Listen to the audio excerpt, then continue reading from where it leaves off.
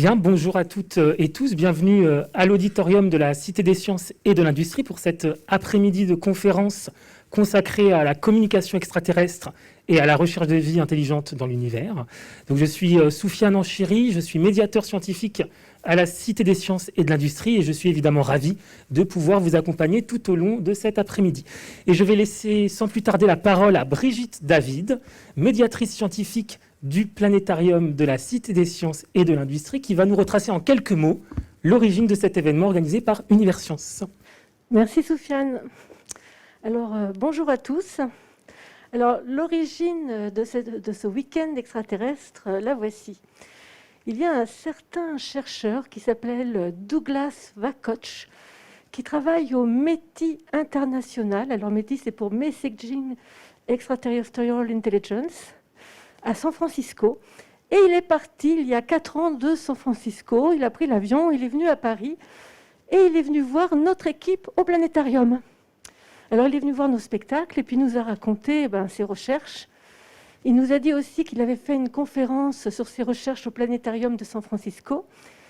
Il nous a parlé de sa thématique et il nous a proposé cette idée pour que nous, on puisse concevoir un spectacle au planétarium.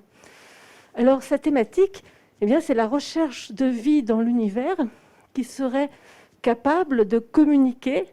Et sa thématique, c'est aussi les essais d'envoi de messages dans l'univers. Alors, il nous a parlé de tout ça, ça nous a vraiment intéressés. Et puis, il nous a parlé aussi d'une personne qui s'appelle Florence Rollin-Cerceau, qui est en fait la vice-présidente du METI international et qui est à Paris, et qui est chercheuse, astrophysicienne et historienne des sciences, et en particulier historienne du SETI, donc la recherche de vie intelligente dans l'univers. Et il nous a dit qu'elle pourrait être notre conseillère scientifique. Ce serait pratique puisqu'elle est à Paris. Alors nous, on a été vraiment fascinés par ce sujet et on a été fascinés par l'enthousiasme de Douglas. Alors on s'est dit, ça tombe très bien parce que nous, au planétarium, dans les spectacles qu'on conçoit, il y a une série qui s'appelle « Histoire d'astronomie ».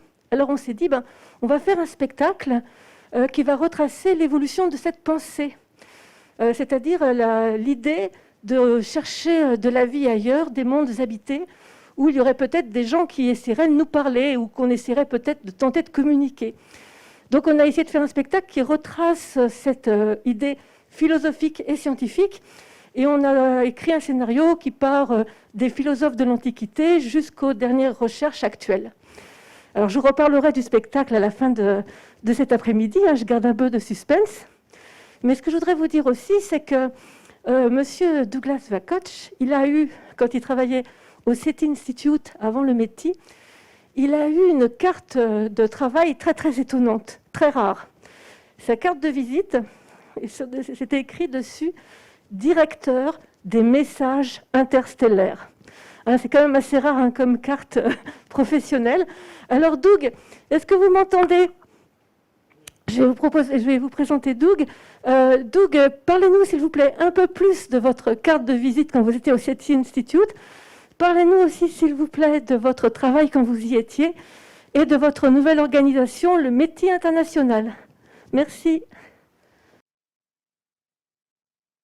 Thank you very much, Brigitte, for welcoming me this afternoon. And Merci again, de as you m'avoir said, souhaité la we have been in bienvenue. discussions for several Vous years. l'avez bien dit, nous It is discutons really ensemble an depuis honor plusieurs années. C'est vraiment for un working with honneur Florence pour moi de Rollin-Cerceau, our travailler vice avec president, Florence Rollin-Cerceau, and notre the vice-présidente, planetarium, et avec le because the planétarium. work that you do Le here travail que vous provides a way accomplissez to really ici communicate to the est broad vraiment public un moyen de communiquer how it is we avec go le about this public. search, why it's Et cela important, what permet it means d'expliquer for us. comment nous And procédons so dans nos we're recherches. really Et c'est très honored important to be pour nous. able Donc c'est to vraiment un honneur participate pour in nous this event de that we have participer today. à cet événement aujourd'hui. My background, as you mentioned, Comme was vous working l'avez with the dit, search for je extraterrestrial travaillais dans intelligence. le domaine de la So this recherche is a d'intelligence project now extraterrestre. worldwide where C'est un projet astronomers use qui a radio lieu partout dans le telescopes, the monde. same Les telescopes chercheurs they utilisent use des to radiotélescopes, understand les mêmes qui stars sont and utilisés pour galaxies, comprendre but les now étoiles et use les them in a different galaxies. way, Mais ceux-ci which is sont not utilisés to d'une look façon at différente. the On n'observe information coming pas into Earth les from informations qui parviennent sur Terre des objets naturels, comme les clusters globulaires ou les systèmes solaires, mais nous recherchons des signaux qui sont artificiels et qui indiqueraient qu'il y a d'autres civilisations ailleurs qui nous envoient des messages. Mon travail au SETI pendant 16 ans était de nous préparer pour le jour où nous recevrions un message. Donc, en tant que directeur de la composition des messages interstellaires, nous avons réfléchi aux messages que nous voudrions partager. Comment créer un message qui serait compréhensible pour une civilisation? Et je dois vous le dire, ces civilisations ne parleraient probablement pas français, anglais ou chinois. Donc nous voulions établir un langage compréhensible pour ces vies intelligentes. Donc pendant des années, nous sommes préparés pour le jour où nous recevrions un message. Et SETI existe depuis 60 ans, mais jusqu'ici, nous n'avons pas reçu de message. Et peut-être en fait que d'autres civilisations ailleurs, comme nous, se contentent d'écouter et non pas d'envoyer des messages. Et pour cette raison, nous avons créé le METI, Messaging to Extraterrestrial Intelligence. Nous voulons envoyer des signaux forts à d'autres étoiles pour leur dire s'il y a des civilisations, nous voulons entamer une communication. Nous réfléchissons à différents moyens d'entrer en contact. Pour nous, c'est important de continuer donc le SETI, la recherche d'intelligence extraterrestre par l'écoute, mais nous voulons aussi utiliser d'autres moyens dans le domaine du SETI, par exemple les signaux laser, en plus des signaux radio, mais nous, maintenant, au METI, ce que nous voulons faire, c'est réfléchir au message. Que faire pour que les extraterrestres sachent que nous sommes là et que nous voulons entrer en contact? Alors, j'ai une autre petite question, Doug. Quand on regarde l'univers, c'est l'immensité. Les étoiles sont séparées par des dizaines, des centaines, des milliers d'années-lumière. Une année-lumière, ça fait environ 10 000 milliards de kilomètres. Alors, si on envoie un message comme ça dans l'univers, concrètement, quels sont les espoirs finalement? Quel est l'objectif concret? Est-ce que, par exemple, vous pensez que si jamais il y avait quelqu'un quelque part pas très loin, la réponse, est-ce qu'on pourrait l'avoir sur une génération ou dans plusieurs? Concrètement, quel est votre espoir et votre objectif finalement? Alors, concrètement, la prochaine étoile cible pour nos transmissions est l'étoile la plus proche de nous, Proxima du Centaure. C'est une étoile naine qui a 4 années-lumière de la Terre. Et donc, la lumière et la radio a besoin de 4 ans pour y parvenir. Et donc, s'il y a des aliens là-bas et que ceux-ci veulent communiquer avec nous, s'ils nous envoient une réponse immédiatement, il faudra environ 8 ans. Et donc ça, c'est vraiment le meilleur scénario possible. Mais pour que cela fonctionne, d'un point de vue pratique, eh bien, cela voudrait dire que toutes les étoiles devraient être peuplées. Et peut-être que nous devrions émettre jusqu'à des étoiles qui sont situées beaucoup plus loin, certaines étoiles qui sont à des dizaines, voire des centaines d'années-lumière, pourquoi pas des milliers d'années-lumière. Et donc ça, c'est le principal défi pour le METI. Réfléchir à un projet à long terme, nous tourner vers l'avenir et en fait, prendre un engagement, essayer d'entrer en contact en sachant que nous ne verrons pas forcément les résultats d'ici la fin de nos vies, mais que ce seront les générations futures qui en bénéficieront. Et c'est ce que nous faisons à METI International. Nous voulons travailler avec les organisations qui œuvrent dans le domaine de l'éducation parce que il y a peut-être des jeunes, d'ailleurs, dans la salle aujourd'hui, des enfants qui nous regardent aussi sur YouTube et ce sont peut-être eux qui recevront les réponses. Et j'ai une autre question, ma dernière question. Doug, alors c'est une question personnelle, qu'est-ce qui à l'origine a déclenché chez vous cette envie de faire cette recherche? Quelle est vraiment, au niveau de vous-même, l'idée qui a été la source de votre enthousiasme? Parce que quand même, venir de San Francisco pour venir nous voir pour un spectacle, il faut le faire, c'est pas la porte à côté. Et vous développez énormément d'énergie dans votre organisation. Alors, d'où vient la source de tout ce dynamisme et cet enthousiasme? Vous savez, j'ai grandi dans les années 60. C'était vraiment une décennie aux États-Unis où il y avait vraiment un élan pour aller vers la Lune. Et il y a eu un engagement dans des projets scientifiques de grande ampleur à cette époque-là pour atteindre l'objectif Lune. Et par ailleurs, pendant les années 60, le premier projet SETI a commencé. En fait, on commençait à réfléchir à la recherche d'intelligence extraterrestre. Donc, je crois qu'en fait, c'est ça qui m'a intéressée. Je pense que je voulais comprendre, en fait.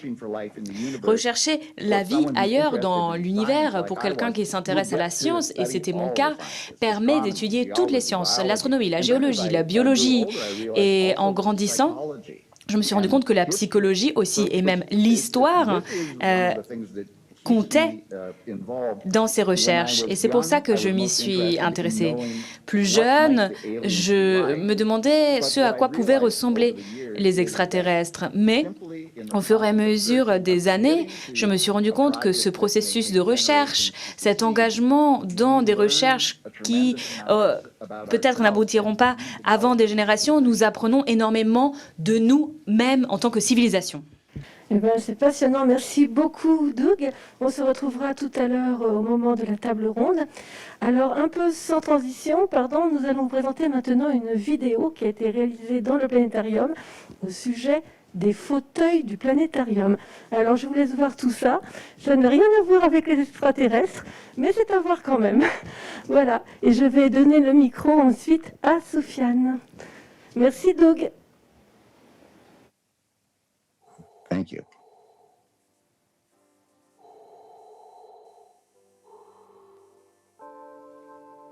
C'est marrant, on voit vachement bien la station spatiale quand même.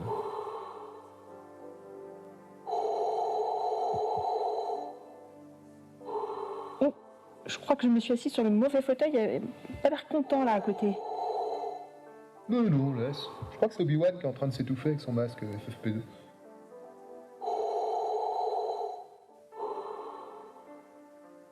D'ailleurs, ce que George Lucas ne dit pas, c'est que ce don est déductible à 66% des impôts. Eh bien, nous allons maintenant écouter Florian Philippot, doctorant en astrophysique à l'Observatoire de Paris, Paris Sciences et Lettres. Et Florian Philippot va nous parler de la recherche des exoplanètes. Florian, c'est à toi. Est-ce que tu as un micro? Parfait. On m'entend? Parfait. Il y a PowerPoint, tout est parfait. Bien, c'est parfait. Donc bonjour à tous. Donc je m'appelle Florent Philippot et donc mon travail en tant que doctorant à l'Observatoire de Paris, c'est de travailler sur l'étude et sur la recherche des exoplanètes. Exoplanètes, pour faire court, on parle aujourd'hui de la recherche de vie intelligente dans l'univers, mais en fait, si on trouve une forme de vie intelligente, elle vivra sur une planète et donc sur une exoplanète. Et je vais vous détailler un peu comment on les recherche, ce qu'on sait à l'heure actuelle, et un peu comment on va essayer de détecter certaines formes de vie extraterrestre, autres que par un message, si on en recevait un jour. Donc, pour commencer, la zapette n'a pas l'air de fonctionner. Ah, si, parfait, excusez-moi. Donc, pour commencer, on va faire un rapide rappel sur ce qu'est une planète. Une planète, c'est donc tout d'abord un objet qui orbite autour du Soleil. Donc, le terme orbite, ça veut dire que c'est la route, la trajectoire de la planète autour de l'étoile. Et donc, une planète est un objet qui tourne autour de son étoile. Par exemple, la Lune, qui tourne autour de la Terre, n'est pas considérée comme une planète. Mais par contre, cette définition correspond également à des objets comme les astéroïdes ou comme les comètes. Comment est-ce qu'on fait du coup la différence entre une planète et une comète? Eh bien, c'est à partir de leur forme et surtout de leur masse. En effet, à partir d'une certaine masse, un objet prend une forme sphérique et, comme on peut le voir par exemple sur cette image, aussi bien la Terre que les autres planètes du système solaire ont une forme qui est sphérique, une forme ronde. Alors que si vous avez déjà vu une image d'un astéroïde ou d'une comète, ils ont généralement des formes un peu diverses, avec des cratères à leur surface, mais pas des formes vraiment bien sphériques. Et ça, c'était la définition jusqu'en 2006. Sauf qu'en 2005, on a découvert un nouvel objet derrière Pluton, qui s'appelait Eris, et qui était plus de taille similaire à Pluton. Et du coup, la question s'est posée de est-ce qu'on la rajoute en tant que 10e planète, ou est-ce qu'on change la définition d'une planète pour dégrader Pluton? Et l'Union astronomique internationale a fait ce deuxième choix, et donc a rajouté une troisième règle pour la définition d'une planète, qui est qu'elle doit avoir nettoyé le voisinage de son orbite. Qu'est-ce que ça veut dire? Ça veut dire que sur le chemin que fait la planète lorsqu'elle tourne autour de l'étoile, il ne doit pas y avoir d'objet plus massif ou qui va la gêner de manière gravitationnelle, qui va impacter son trajet. La Terre, par exemple, sur son trajet autour de la Terre, n'a absolument aucun objet très massif qui va la gêner. Par contre, Pluton va croiser de temps en temps l'orbite de Neptune, qui elle est beaucoup plus massive qu'elle, et donc rentre plus dans cette catégorie. On a donc déclassé Pluton et créé une nouvelle catégorie qu'on appelle les planètes naines, où on a ajouté de nouvelles planètes comme Cérès, Makemake et d'autres objets qui ont été ajoutés dans cette catégorie. Donc, lorsqu'on recherche les exoplanètes, on cherche principalement des planètes. Si on trouvait des planètes naines, on serait contente, mais elles sont pour l'instant pas assez massives on ne peut pas les détecter à l'heure actuelle. Et dans les planètes du système solaire, on a deux types de planètes. On a tout d'abord les planètes telluriques, qui sont les planètes les plus proches du Soleil. Et ces planètes-là, comme leur nom l'indique de cette manière, c'est qu'elles sont solides. Donc elles ont une surface rocheuse. On peut se poser à leur surface, contrairement par exemple au deuxième cas, qui sont les planètes gazeuses. Les planètes gazeuses, comme Jupiter ou Saturne, sont des planètes qui sont principalement composées de gaz. Et donc si vous voulez essayer de vous poser à leur surface, vous ne pourrez pas, vous passeriez à travers leur atmosphère et vous brûleriez et serez écrasé par la gravité. Donc on a deux grands types de planètes, avec en plus des sous-catégories dans les planètes géantes qui sont les planètes de glace, qui sont Neptune et Uranus, qui ont aussi un grand noyau de glace et de roches. Et vous pouvez voir qu'il y a une différence majeure entre les planètes telluriques et gazeuses, qui est leur taille, et leur masse également. On a des planètes telluriques qui sont beaucoup plus petites que les planètes gazeuses. Et encore, là, on n'est pas à l'échelle, vous allez voir tout à l'heure que la Terre, par exemple, est beaucoup plus petite que Jupiter, et ça impacte grandement la recherche de planètes comme la Terre. Il est plus facile de détecter une planète massive et grosse qu'une planète plus petite. Donc là, vous avez par exemple une image de la Terre. Donc on la connaît bien, elle fait 12 000 km de diamètre, c'est déjà un objet qui est très important à l'échelle humaine. Mais si on la compare aux planètes gazeuses de notre système, et surtout à Jupiter, eh bien, à l'échelle, ça donne ceci. En fait, la Terre est plus de 10 fois plus petite que Jupiter, qui elle fait 140 000 km de diamètre. Et en fait, vous vous rendez compte que la Terre tient dans la tache rouge de Jupiter. Vous avez peut-être déjà entendu parler, le cyclone qui est à la surface de Jupiter, dans l'atmosphère de Jupiter depuis qu'on la connaît, depuis que Galilée l'a découverte, enfin, l'a observé pour la première fois. Mais par contre, Jupiter, qui est donc la plus grande planète du système solaire, si on la compare à notre Soleil, donc notre étoile, on a encore une fois un rapport de 1 à 10. Cette fois, le Soleil, qui a un diamètre d'environ 1 400 000 km, est 10 fois plus grande que Jupiter et donc 100 fois plus grand que la Terre. Si vous vouliez faire des comparaisons un peu avec vos objets du quotidien, si on considère que le Soleil c'est par exemple un melon, Jupiter serait un pois chiche et la Terre serait par exemple un grain de sable. Donc on a vraiment des objets de taille très différente et ça va impacter notre recherche d'objets. C'est très facile de détecter une étoile parce qu'elles sont très grosses et très brillantes. Les planètes de la taille de Jupiter, ça commence à être plus compliqué parce qu'elles sont beaucoup plus petites, elles sont pas lumineuses, donc c'est plus compliqué. Et une planète comme la Terre, ça devient vraiment beaucoup plus difficile. On va voir ça par la suite. En plus d'avoir des tailles comme ça, très diverses, surtout très immenses, on a en plus des distances qui sont pas toujours faciles à appréhender dans l'univers. Et ces distances sont tellement importantes qu'au lieu de garder des distances en kilomètres ou en mètres, où on aurait besoin de parler de millions ou de milliards de kilomètres, on va utiliser de nouvelles On va utiliser de nouvelles unités qui sont, par exemple, l'unité astronomique. Alors, l'unité astronomique, c'est un terme, vous allez assez souvent m'entendre parler, vous allez souvent m'entendre dire une UA, 2 UA, 3 UA. En fait, qu'est-ce que ça veut dire? Une unité astronomique, c'est simple, ça correspond à la distance entre la Terre et le Soleil, soit une distance de 150 millions de kilomètres. Donc plutôt de dire telle planète est à 250 millions de kilomètres, telle planète est à 300 millions de kilomètres, on va utiliser des termes comme une unité astronomique, 2 unités astronomiques, 3 unités astronomiques. Et par exemple, si on veut comparer aux planètes de notre système solaire, on a donc la Terre évidemment à une unité astronomique. Avant elle, on a Mercure ou Vénus qui sont plus proches, donc qui sont à moins de 1 unité astronomique. Et ensuite, on augmente au fur et à mesure. Vous voyez qu'on a par exemple un grand gap entre Mars et Jupiter, qu'on passe des telluriques aux gazeuses. Et on augmente jusqu'à Neptune qui a 38 astronomiques, et si on va jusqu'à Pluton, on va encore augmenter dans les distances encore plus importantes. Et donc, par exemple, pour ces tailles, si on voulait se les représenter, on aurait par exemple la Terre qui se situerait à un pas du Soleil, donc là je suis au Soleil, donc la Terre se situera à peu près ici, tout simplement. Mais Jupiter, elle serait à 5 pas, donc il faudra encore que je fasse 4 pas. Donc déjà, je commence à m'éloigner fortement du Soleil. Mais si je veux ensuite aller voir Neptune, il faudrait que je fasse encore 25 pas et que même je sorte de la salle. Donc on commence à arriver sur des distances qui sont vraiment très importantes.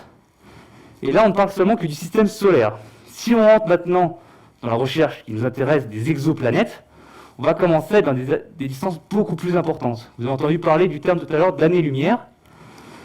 C'est ce qui va nous intéresser maintenant. Une année-lumière, c'est quoi? C'est simple, c'est la distance que parcourt une particule de lumière, par exemple un photon. Vous l'envoyez à la vitesse de la lumière, à 300 000 km par seconde, et bien en un an, il aura parcouru une année-lumière, soit la distance de 9461 milliards de kilomètres, soit plus de 630 000 fois la distance Terre-Soleil. Donc là, pour reprendre un peu mon image de tout à l'heure, là vous sortez plus de la salle, mais pour faire une unité astronomique, vous marchez jusqu'à Marseille. Donc déjà, ça commence à être un peu plus long pour y aller. Sauf que, comme vous pouvez le voir ici, là, la Terre, on parle de l'étoile Proxima du Centaure. Je vous la présente parce que c'est la plus proche étoile du Soleil, excusez-moi. Et on est à 4,3 années-lumière. Ça veut dire que cette fois, pour y aller, au lieu de marcher jusqu'à Marseille, vous allez jusqu'à Moscou. Ça commence à être un petit peu loin. Et ça, c'est quelque chose qui va être très important et un peu problématique dans l'étude de la vie extraterrestre. Ce sont que, si on trouve des exoplanètes même habitables, dans tous les cas, elles sont très très loin et c'est des distances qui sont tellement grandes qu'il faudra très longtemps pour nous y rendre ou même pour communiquer avec eux. Un message mettrait ici, dans ce cas-là, quasiment plus de 8 ans pour faire un aller-retour Terre-Proxima. Donc, on a parlé des planètes, mais un autre objet qui est très intéressant et très important dans l'étude des exoplanètes, c'est les étoiles, parce que les planètes tournent autour d'étoiles. Et donc une étoile, à la différence d'une planète, c'est que c'est un objet gazeux comme Jupiter, mais qui produit sa propre lumière grâce à des réactions de fusion nucléaire. En gros, l'étoile est composée majoritairement d'hydrogène, des atomes d'hydrogène, et de par la forte gravité, les atomes d'hydrogène vont fusionner ensemble pour former un atome d'hélium. Et ça va libérer de l'énergie. Et donc, en libérant de l'énergie, ça va libérer de la chaleur, de la lumière, et c'est pour ça que l'étoile brille. Ce qui n'est pas le cas, par exemple, pour Jupiter ou pour la Terre. Et vous pouvez voir sur le graphique, ici à droite, qu'il existe plein de sortes d'étoiles.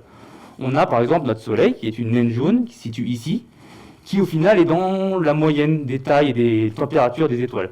Il existe, en plus du Soleil, un grand nombre d'étoiles, comme par exemple les naines rouges, comme Proxima, dont on va parler tout à l'heure, qui sont des étoiles plus petites et moins chaudes que le Soleil, ou bien des géantes bleues, enfin des super géantes bleues, qui sont elles plus grandes et beaucoup plus chaudes que le Soleil. Et en plus, il existe aussi des géantes rouges ou des naines blanches qui sont ce que deviendra le Soleil plus tard. On estime que dans 5 milliards d'années, le Soleil grossira pour devenir une géante rouge, puis éjectera son atmosphère dans l'univers pour ensuite redevenir une naine blanche et se stabiliser à peu près sous cette forme. Donc nous, les objets qui vont nous intéresser principalement, ce sont les objets qui se situent dans ce qu'on appelle la séquence principale, donc des objets assez similaires au Soleil. Pour des raisons assez simples, c'est des étoiles qui ne sont pas trop actives, donc ça veut dire qu'elles ne vont pas trop éjecter de matière sur leur planète et risquer un peu d'endommager la surface. Ce sont des étoiles qu'on connaît bien, donc assez faciles à traiter. Et c'est tout en fait, excusez-moi. Et en plus de cela, on va s'intéresser donc aux étoiles de type solaire assez proches de nous. En effet, dans la galaxie, il en existe plusieurs milliards, et nous, on va se concentrer à celles qui sont à pas plus de 100 années-lumière de nous, pour la simple et bonne raison que déjà, ça fait un grand nombre, et surtout qu'au-delà, on va commencer à avoir beaucoup plus de mal à les étudier, donc pour l'instant, on se concentre sur celles qui sont autour de nous. Donc, pour résumer, une exoplanète, c'est une planète, donc la définition tout à l'heure, la masse assez importante pour être sphérique, qui orbite autour d'une étoile, mais qui orbite autour d'une autre étoile que le Soleil. Et ces exoplanètes, comment on fait pour les observer? Parce qu'elles sont quand même très loin. En effet, si vous voulez observer Jupiter, vous avez juste à prendre un télescope amateur, pas forcément très performant, vous pointez Jupiter et vous avez une image similaire à celle-ci, ou à Saturne ici, et vous observez une planète.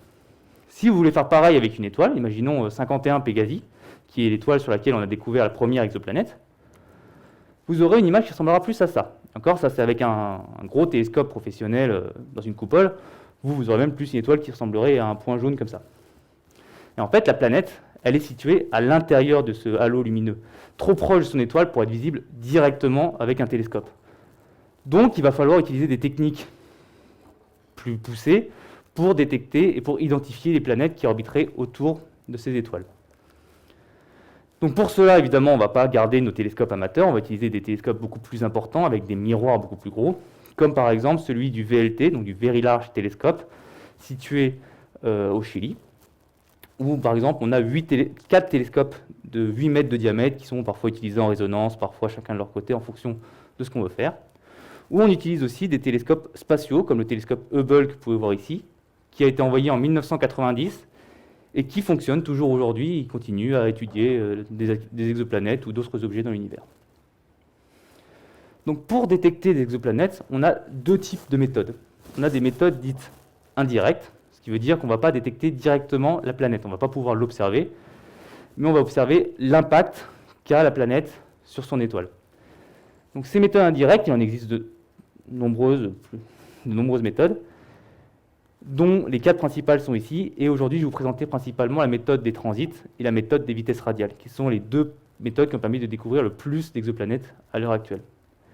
Et en plus des méthodes indirectes, on a un peu la méthode qui est sorte le Graal de l'observation des exoplanètes, qui est la méthode directe. C'est-à-dire qu'on va observer directement l'étoile, la lumière, de la planète. Ce qui demande évidemment beaucoup de techniques et de correction d'image. On y viendra tout à l'heure. Donc pour commencer, la méthode des transits. Donc la détection par transit, c'est assez simple. Enfin, la méthode est simple en tout cas. On observe une étoile et si une planète passe devant cette étoile, la lumière qu'on observe va diminuer un peu comme ceci. Vous pouvez imaginer une lampe et quand il y a un gros papillon qui passe devant, vous voyez la lumière qui diminue un petit peu, vous voyez moins de lumière. Eh bien, c'est la même chose lorsqu'une planète passe devant son étoile. Et en fonction de la période, par exemple, de l'étoile, c'est-à-dire de la planète, ça veut dire le nombre de jours ou d'années que met la planète pour faire un tour autour de son étoile, eh bien, cette diminution de luminosité va se répéter. Imaginons la Terre, par exemple, on aurait une diminution tous les ans, comme ça. Donc ça, c'est plus compliqué pour la Terre, ça demande de l'observer très longtemps. Mais si on prend par exemple une planète qui met 4 jours pour faire le tour de son étoile, eh bien, tous les 4 jours, on verra une diminution comme ça, puis une réaugmentation, une diminution, une réaugmentation. Et cette diminution, elle va dépendre aussi de la taille de l'objet. Par exemple, Jupiter va entraîner une diminution de la luminosité beaucoup plus importante que la Terre. Donc, avec cette méthode, il est plus facile de détecter, par exemple, une planète comme Jupiter, très près de son étoile, qu'une planète comme Mars, par exemple, qui n'est pas très grande et qui est encore plus loin que la Terre de son étoile. Donc, les avantages de cette méthode, c'est qu'elle donne la distance à l'étoile en fonction de sa période, et elle donne également la taille de la planète. Par contre, on n'a pas d'information sur sa masse, qui est une information quand même très importante pour savoir quel type d'objet on a, et surtout, ça va se limiter à des petites distances, parce qu'une fois qu'on est trop loin, la diminution de luminosité ne sera pas assez importante pour être détectable à l'heure actuelle avec les technologies qu'on a. On améliore petit à petit le signal pour se rapprocher de distances proches de la Terre, voire plus loin. Une deuxième méthode de détection qui me tient tout particulièrement à cœur, parce que c'est celle que moi j'utilise dans mon travail, c'est la méthode des vitesses radiales. Donc, le principe de cette méthode, il est basé sur l'effet Doppler-Fizeau. Donc le nom est assez compliqué pour un effet que vous avez sûrement tous déjà expérimenté. En fait, c'est ce qui se passe lorsque vous croisez une moto ou une ambulance, par exemple. Lorsque vous croisez une moto, vous allez avoir un son qui va ressembler à quelque chose comme ça. Qu'est-ce qui se passe pour que ce son évolue de cette manière? Eh bien, la moto ou l'ambulance émet une onde sonore. Et lorsque la moto se rapproche de vous, l'onde est contractée et elle devient plus aiguë. Et lorsqu'elle s'éloigne, à l'inverse, l'onde se retrouve dilatée et va donc devenir plus grave. Ce qui fait cette augmentation, puis diminution de la fréquence de l'onde que vous entendez. Eh bien, pour la lumière, il se passe la même chose. La lumière, c'est également une onde. Et donc, si on imaginait que cette même moto arrivait vers vous à une vitesse proche de celle de la lumière, une très très grande vitesse, vous la verriez bleue, alors que de base, par exemple, elle est jaune.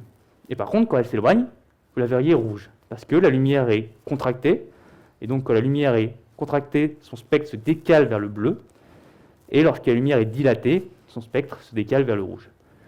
Eh bien, c'est exactement ce qu'on observe pour les étoiles. En effet, lorsqu'une planète, comme par exemple la Terre, tourne autour de son étoile, eh bien l'étoile attire la Terre, mais la Terre attire également l'étoile.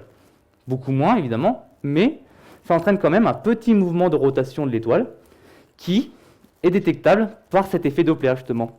Lorsque l'étoile se rapproche de nous, on voit un décalage vers le bleu, et lorsqu'elle s'éloigne, on voit un décalage vers le rouge. Et ça, on peut le transposer en une courbe comme ceci. On voit une augmentation de la vitesse, puis une diminution, puis une augmentation. Et ça nous donne des informations sur la planète. Par exemple, le motif se répète à chaque fois que la planète fait une orbite. Donc, par exemple, la Terre, on aurait un motif comme ça tous les ans. Et évidemment, plus on va s'éloigner, plus il va falloir de temps pour observer un motif complet et donc pour pouvoir vraiment avoir des informations concrètes sur la planète. On a également des informations sur la masse, car en effet, une planète qui est très massive va beaucoup plus impacter l'étoile qu'une planète peu massive. Par exemple, à la même distance, Jupiter va plus attirer la Terre, plus attirer le Soleil, excusez-moi, que la Terre ne va attirer le Soleil. Donc cette méthode-là permet de donner la masse et la distance à l'étoile de la planète, mais par contre, elle ne donne pas le rayon, contrairement aux méthodes des transits, et c'est difficile d'observer des planètes qui sont à plus de 5 unités astronomiques, c'est-à-dire des planètes qui sont au-delà de Jupiter. Par exemple, Jupiter, pour observer un motif entier, il faut 12 ans d'observation. Ça commence à demander beaucoup de temps, on commence à approcher des 25 ans d'observation d'exoplanètes. Donc on a déjà quelques planètes qui commencent à avoir un motif complet, qui nous donnent des bonnes informations sur ces objets à des distances plus loin que Jupiter. Enfin, la dernière méthode, qui est celle donc de l'imagerie directe, qui consiste à observer directement l'étoile, la lumière qui est émise par la planète, va consister à observer directement un système planétaire et à corriger la lumière qui vient de ce système grâce à ce qu'on appelle de l'optique adaptative. Donc en gros, on va corriger les perturbations qui peuvent être dues à l'atmosphère ou directement à l'instrument. Et en plus de ça, on va rajouter un objet qu'on appelle un coronographe. Donc le terme est peut-être un peu compliqué pour une chose qui est en fait très simple. On va mettre un cache, comme ce qu'on peut voir ici, qui va essayer de masquer en partie le flux de l'étoile. Et ça va permettre de faire ressortir une planète qui se situerait à la périphérie du disque de lumière de l'étoile. Donc ici, par exemple, vous avez une illustration du James Webb Space Telescope, qui est un télescope qui devrait normalement être envoyé en fin d'année, dans le but, entre autres, d'utiliser l'imagerie directe pour détecter des exoplanètes, et peut-être commencer à se rapprocher de planètes similaires à Terre, ou en tout cas un peu plus grosses. Et donc, les images qu'on a au final, ça ressemble à ça. On a ici le disque de l'étoile qui est caché par le coronographe, et on voit les planètes ici, les différents points bleus lumineux, qui orbitent autour de l'étoile. En effet, on a pris des images sur plusieurs jours, sur plusieurs années même différentes, et on voit qu'elles bougent autour de leur étoile. Et en fait, ça, c'est directement l'image. C'est comme si on observait un peu le système solaire avec la lumière des différentes planètes qui tournent autour de leur étoile. Et ça, c'est très intéressant parce que vu qu'on observe directement la planète, on a des informations sur son atmosphère et on a aussi quelques informations sur la distance à l'étoile. En effet, vu qu'on sait où elle est, on a une échelle en fonction de la distance. Et donc, on peut dire que telle planète est à 10 unités astronomiques, 15 unités astronomiques, 20 unités astronomiques. Mais le gros inconvénient, c'est qu'il va nous falloir des planètes très lumineuses, donc très massives et assez jeunes. Et surtout, il faut des planètes qui se situent à des grandes distances, plus loin que Saturne, par exemple. Parce que sinon, elles sont quand même dans le flux de l'étoile. Par exemple, la Terre, ici, se situerait dans cette zone-là. Et ne serait pas détectable. Donc, grâce à toutes ces méthodes, et à d'autres dont je n'ai pas détaillé, on a détecté un grand nombre d'exoplanètes. Et donc, vous pouvez voir sur cette carte, qui représente les exoplanètes en fonction de leur distance et de leur masse, eh bien, vous pouvez voir, excusez-moi, comment ça faiblir. Vous pouvez voir qu'un grand nombre d'exoplanètes ont été détectées en transit, ici en violet, et en vitesse radiale en vert. Et vous voyez que ce sont des planètes qui sont proches de leur étoile et assez massives. Alors qu'à l'inverse, en imagerie directe, vous pouvez voir ici que ce sont principalement des planètes très massives et très loin de leur étoile. Si on compare ces détections avec les planètes de notre système solaire, on voit que dans certains cas, on s'en rapproche, mais on a encore du mal à détecter les objets de notre système. Par exemple, Uranus et Neptune, ou Mars et Mercure, sont indétectables avec les méthodes de détection actuelles. Par contre, pour Jupiter, on commence petit à petit, principalement avec la vitesse radiale, à se rapprocher de planètes qui y ressemblent. On a quelques détections qui sont possiblement proches de Jupiter, dans les incertitudes de ce qu'on sait. Et pour la Terre, on en a détecté quelques-unes grâce à une méthode qu'on appelle les lentilles gravitationnelles, qui est très peu utilisée, parce qu'elle est assez compliquée et permet d'observer la planète qu'une seule fois. Mais le transit et les vitesses radiales, grâce aux nouveaux instruments plus précis, se rapprochent petit à petit de planètes similaires à la Terre. Donc on espère d'ici les prochaines années observer en transit ou en vitesse radiale des terres ou des planètes comme Vénus. Quelque chose qui nous intéresse très fortement lorsqu'on étudie des systèmes planétaires, c'est ce qu'on appelle la zone habitable. La zone habitable, c'est quoi? C'est une zone où la température va être telle que l'eau pourra se trouver liquide à la surface de la planète si elle s'y trouve. Par exemple, si vous prenez le système solaire ici en haut, vous voyez en bleu la zone habitable de notre système. Et bien vous voyez que la Terre, évidemment, se situe dans cette zone, ce qui nous permet d'avoir de l'eau liquide à notre surface. Néanmoins, cette zone habitable n'est pas une zone fixe, quel que soit le système. Ça dépend beaucoup de l'étoile qu'il y a dans le système. En effet, plus une étoile va être chaude, plus la zone habitable va être éloignée, parce qu'il faut que la température soit assez importante ou pas trop chaude pour que l'eau puisse être liquide.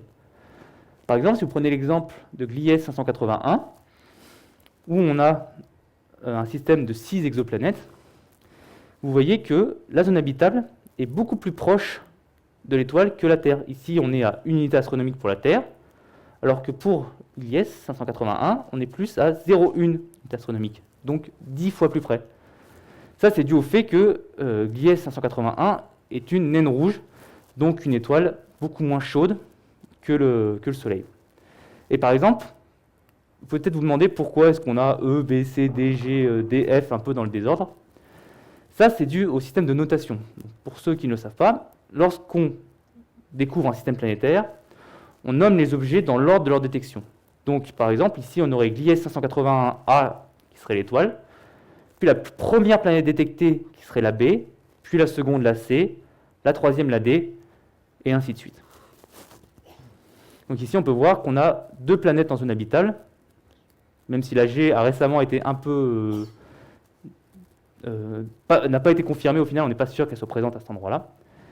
Donc on peut se dire que c'est bien, on a 2 planètes en zone habitable, il y a de l'eau liquide et peut-être de la vie dans ces systèmes. Le problème, c'est que la température ne fait pas tout. En effet, lorsque vous regardez le système solaire, vous voyez que Mars est en plein dans la zone habitable et que Vénus y est presque également. Sauf que sur Mars, l'eau n'est présente que sous forme de glace, et sur Vénus, il fait plus de 400 degrés, donc on n'a pas d'eau liquide. Et ça, c'est dû au fait que la température ne fait pas tout. Par exemple, sur Terre ou sur Vénus, on a une action qui s'appelle l'effet de serre, qui réchauffe la planète. Sur Terre, si on n'avait pas d'atmosphère autour de nous, on n'aurait pas une température positive à la surface, on serait limite, on serait autour des moins 5, moins 10 degrés. Et c'est ce qui a entraîné la température aussi importante sur Vénus. A l'inverse, par exemple, Mars, dont on pense qu'il y a eu des océans à sa surface au début de sa vie, donc pendant le premier milliard d'années, a vu son atmosphère érodée par le vent solaire, ce qui fait que maintenant elle n'a plus assez d'atmosphère pour retenir l'eau à sa surface, et donc l'eau s'est transformée en glace. Donc on a plein de paramètres qui font que la zone habitable, c'est bien. Quand on découvre une planète dans cette zone-là, c'est déjà un bon indice sur est-ce qu'il y a de la vie à sa surface, mais ça ne suffit pas, ça demande plus d'études de ces objets. Donc pour faire un petit résumé de ce qui a été découvert, on peut déjà citer que la première détection date de 1995 par Mayer et Kellos, qui ont découvert la première exoplanète orbitant autour d'une étoile de type solaire et qui ont depuis obtenu le prix Nobel de physique en 2019 pour leurs travaux. Aujourd'hui, donc depuis 25 ans, on a découvert, 26, excusez-moi, on a découvert plus de 4700 exoplanètes. On continue chaque mois à en découvrir des nouvelles. Et parmi ce très grand nombre d'exoplanètes, eh bien, on s'est rendu compte qu'il y avait de nombreux objets qui étaient très différents de ce qu'on connaissait dans notre système. Et en fait, ces nouveaux objets ont totalement changé notre compréhension de la formation, des mécanismes de formation des systèmes planétaires, et par exemple la formation du système solaire. On se disait que des planètes s'étaient formées là où elles étaient à peu près, que ça n'avait pas trop bougé, et que c'était resté comme ça pendant plus de 4 milliards d'années. En fait, on se rend compte que c'est probablement pas le cas, et que les derniers modèles même utilisent de nouvelles méthodes pour modéliser la formation de notre système. Donc là, je vais vous faire un rapide résumé de ce qu'on a découvert, résumé non exhaustif bien sûr, des objets un peu exotiques qu'on a pu découvrir ces dernières années. Donc pour commencer, la première planète qu'on a découverte, 51 Pégasi b, était ce qu'on appelle une Jupiter chaude, une hot Jupiter pour le terme scientifique. Et qu'est-ce qu'une Jupiter chaude? Eh bien, comme son nom l'indique, c'est une planète qui a une masse proche de Jupiter, mais qui va se trouver extrêmement près de son étoile, ce qui va induire donc une très grande température, parce que plus on est proche de l'étoile, plus il fait chaud. En effet, par exemple, la plus proche des Jupiter chaudes qu'on ait pu trouver se situe à 0,25 unités astronomiques de son étoile, soit 10 fois plus près que Mercure ne l'est du Soleil. Et ce n'est pas comme le système précédent où on a vu que des planètes pouvaient être très proches de leur étoile si l'étoile était plus petite. Non, là on parle de planètes qui orbitent autour d'une étoile comme le Soleil, ce qui induit une énorme température, et donc des planètes à plus de 2000 degrés Celsius.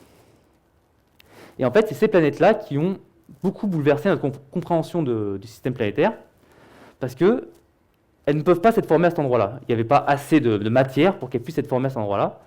Donc elles sont probablement formées au niveau de Jupiter, donc vers 3-4 unités astronomiques, pour ensuite migrer vers l'intérieur du système et se retrouver là où elles sont aujourd'hui.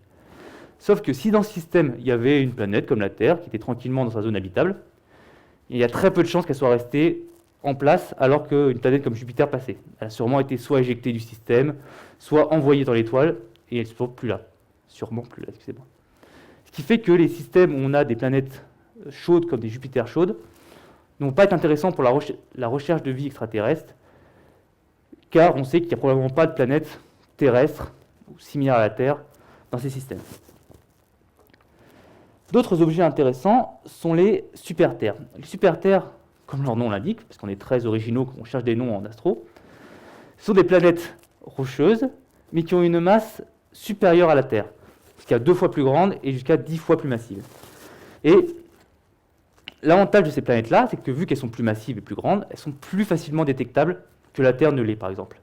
Mais elles gardent une surface rocheuse, et en plus, vu qu'elles ont une masse plus importante, elles vont plus facilement garder leur atmosphère, et vont potentiellement, avoir de l'eau liquide à sa surface, si elles se situent dans les bonnes conditions de température, qu'il n'y a pas trop d'effet de serre, que les conditions sont bonnes pour que l'eau puisse rester à l'eau liquide, sous forme liquide. Et donc ce sont des candidats potentiels, tout comme les planètes de masse similaire à la Terre, pour trouver des traces de vie extraterrestre. Les autres objets qui sont très originaux, ce sont les systèmes compacts. Qu'est-ce qu'un système compact? C'est un système solaire, enfin un système stellaire, où on a différentes planètes qui se situent autour de leur étoile, mais qui sont très proches. En effet, il y a quelques années, on a découvert le système TRAPPIST 1, qui a fait beaucoup de bruit parce qu'on avait découvert d'un coup 7 exoplanètes d'une taille similaire à la Terre. Là, c'est vraiment pas à l'échelle, on a vraiment des planètes qui font la même taille que la Terre. Mais vous voyez, toutes ces planètes-là tournent autour de leur étoile dans un rayon qui se situe dans cette petite zone ici, toujours à l'échelle, donc très près de leur étoile. Alors évidemment, celles-ci, par contre, elles sont autour d'une naine rouge, donc beaucoup plus petites que leur étoile aussi. Et dans ce système-là, on n'a que des planètes rocheuses, dont la E, peut-être la F et la D, sont dans une zone habitable, donc ont des températures qui leur permettraient peut-être d'avoir de l'eau liquide à leur surface. Une caractéristique supplémentaire, c'est que toutes ces planètes-là sont synchronisées. Qu'est-ce que ça veut dire des planètes synchronisées? Ça veut dire qu'elles sont comme la Lune, c'est-à-dire qu'elles montrent toujours la même face à leur étoile. Donc sur ces planètes-là, si on avait de l'eau à la surface, imaginons, on aurait très probablement une face totalement désertique, due à l'exposition constante, et une face gelée, une banquise. et probablement peut-être au niveau de ce qu'on appelle le terminateur, la zone entre les deux, potentiellement des zones d'eau liquide en fonction de l'atmosphère et de la répartition de la température. Pour faire un rapide, voir quelques objets aussi supplémentaires, on a par exemple les mini-Neptunes, qui sont des objets similaires à Neptune mais de taille inférieure, ça veut dire qu'elles ont un manteau rocheux, un noyau rocheux, excusez-moi, de la glace autour et ensuite une atmosphère composée d'hélium, d'hydrogène et d'ammonium, ou les Neptunes chaudes, qui sont comme Neptune mais très proches de leur étoile, un peu comme les Jupiters chaudes qu'on a vu tout à l'heure. On a aussi le cas des planètes errantes, qui sont un cas très particulier où en fait ce sont des planètes qui n'orbitent pas autour d'une étoile. Donc, est-ce que le terme planète est justifié dans ce cas-là? C'est compliqué. Mais en fait, ce sont des objets qui ont soit été éjectés de leur système d'origine, soit qui se sont formés à cet endroit-là. Par exemple, elles ont fait comme une étoile, c'est-à-dire que pour qu'une étoile se forme, il y a un nuage de gaz qui s'effondre et la gravité devient telle que des réactions nucléaires se débutent. Mais s'il n'y avait pas assez de masse, eh bien, elles peuvent s'arrêter à une forme comme Jupiter et errer dans l'univers comme ça, jusqu'à ce qu'elles rencontrent sûrement un autre système.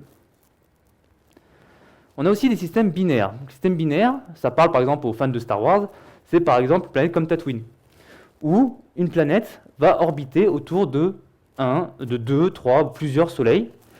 Et par exemple, on a différents cas où une planète va orbiter autour de 2 soleils, enfin de 2 étoiles qui tournent elles-mêmes l'une autour de l'autre, ou alors une planète peut tourner autour d'une étoile qui elle-même tourne autour d'une autre étoile.